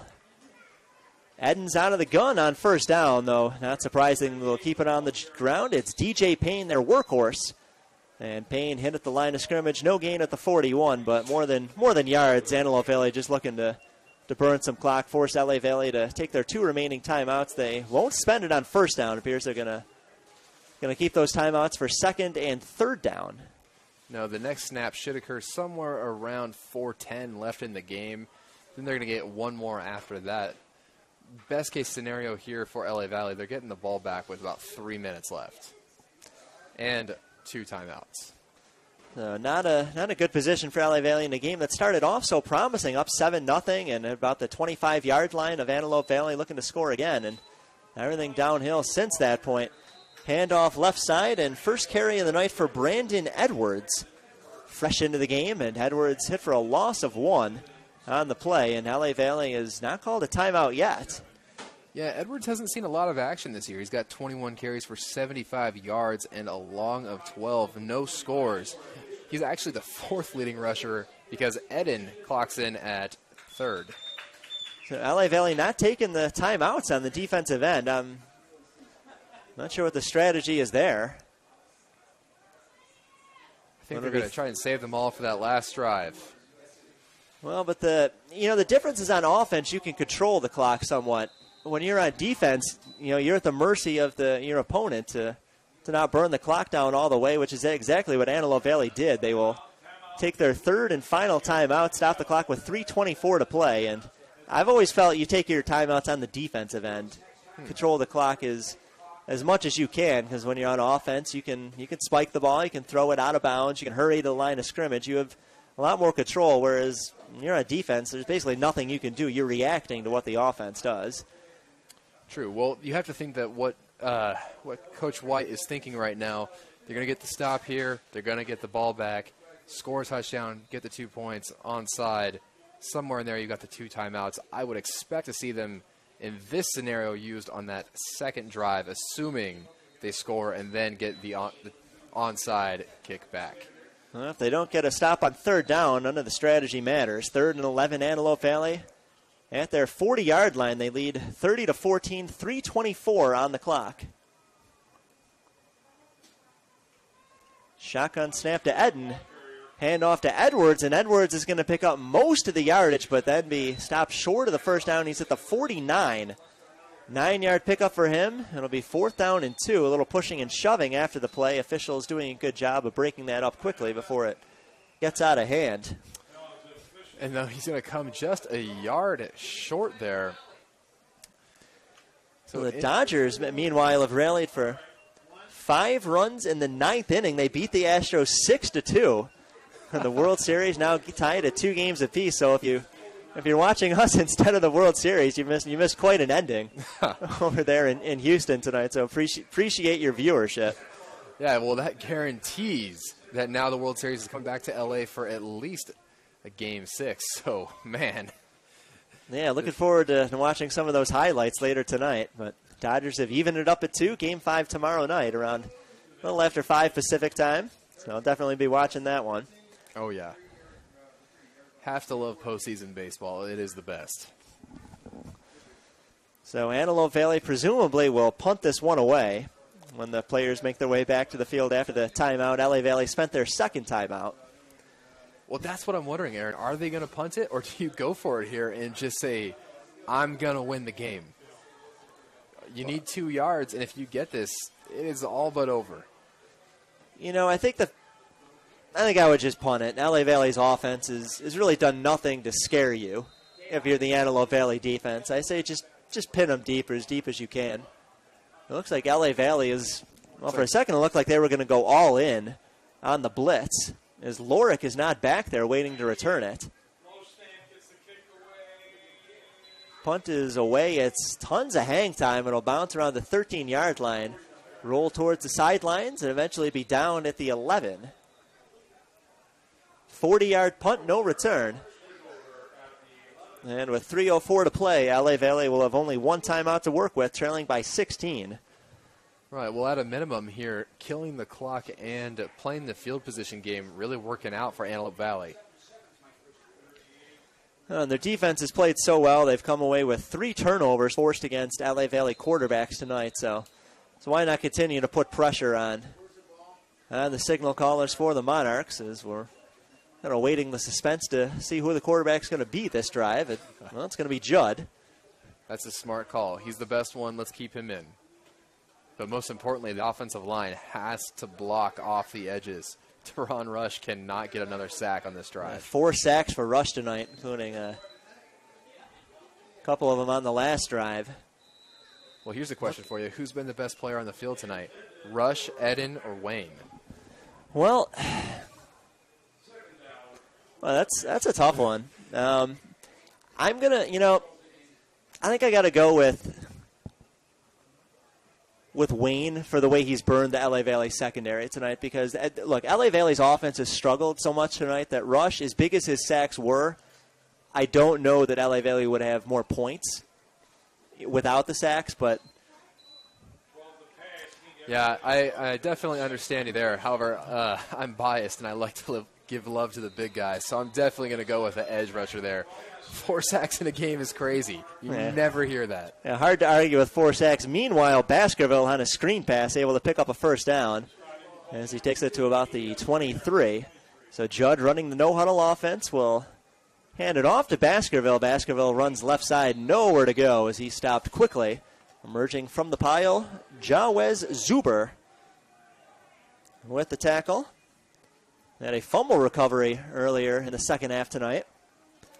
2:25 and counting.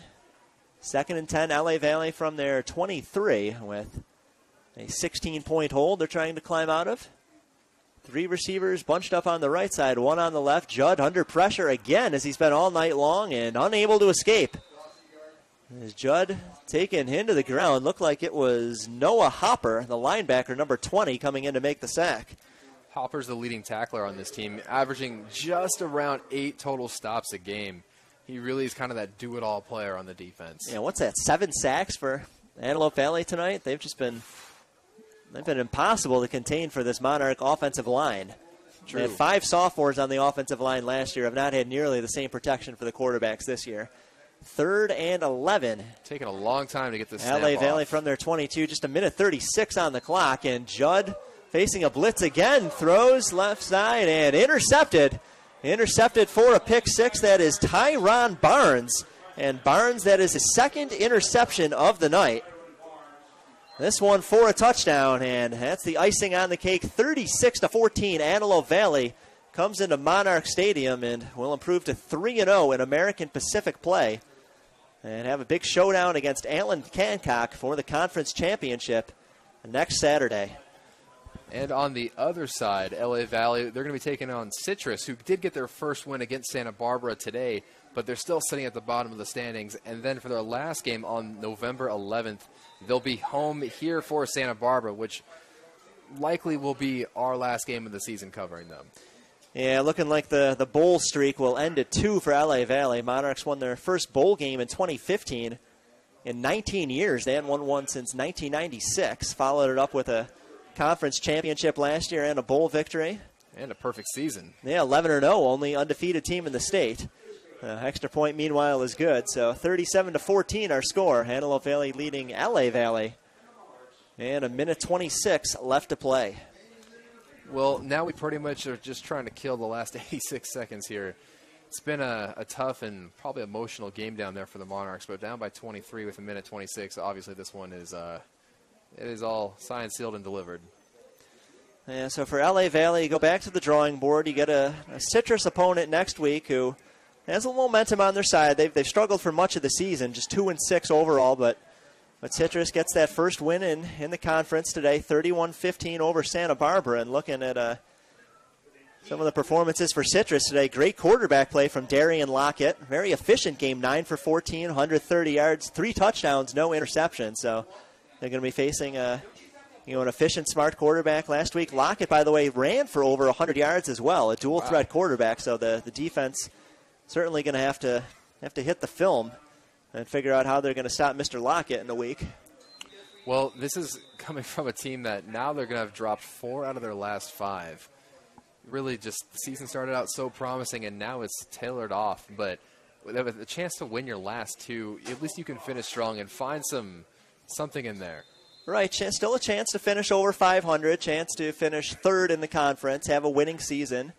Obviously, the expectations were higher than that, coming off of 2 consecutive bowl wins and an undefeated season. Kick, meanwhile, went out of bounds, which will place it at the 35 for LA Valley. Yeah, and Antelope Valley, it's interesting because these teams are nearly opposites. They, while they have the same record at 4-3 right now, they've won 4 out of their last 5. They started out 0-2, and then they've just been hot. The only loss in that stretch coming in that crazy quadruple overtime loss to Desert. But, man, they have just been on a roll. I mean, they were clearly the stronger team in this game in the second half. And if I were Alan Hancock, I would not be looking forward to this game next week. No, should be a very good game between these two teams. And, we didn't see Alan Hancock this year with that game being played up north. But Antelope Valley looks like a contender. They look like they've really figured things out. They've corrected their mistakes from early in the season. And, they're going to be definitely a contender for a bowl game this season.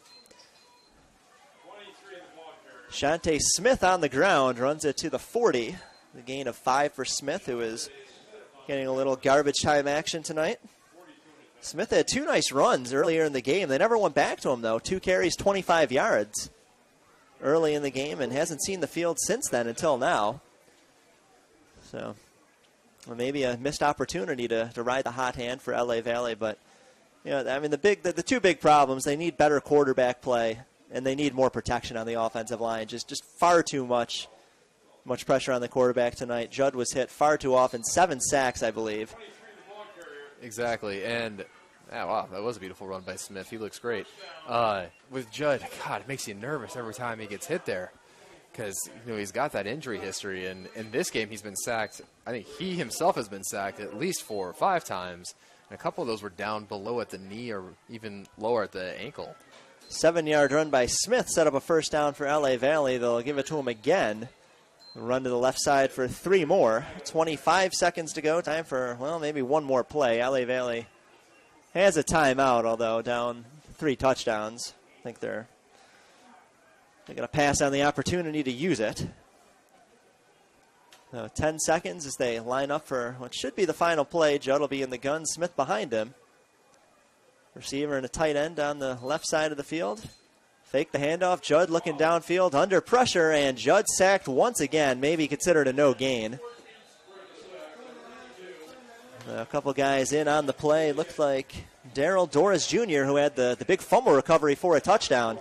70 yards, which tied the game at 7, is going to be credited with that final sack. But 8 sacks tonight for Antelope Valley. And Julian too much to overcome. No, this is... They've kind of hit that point in the season where they just flat out, they ran into a better team, a team that is in the middle of their hot streak rather than LA Valley, who's definitely cold as ice right now, and not a lot left to say. This is a season where now you just want to get it over with. You want to get the last 2 wins and move on to next year.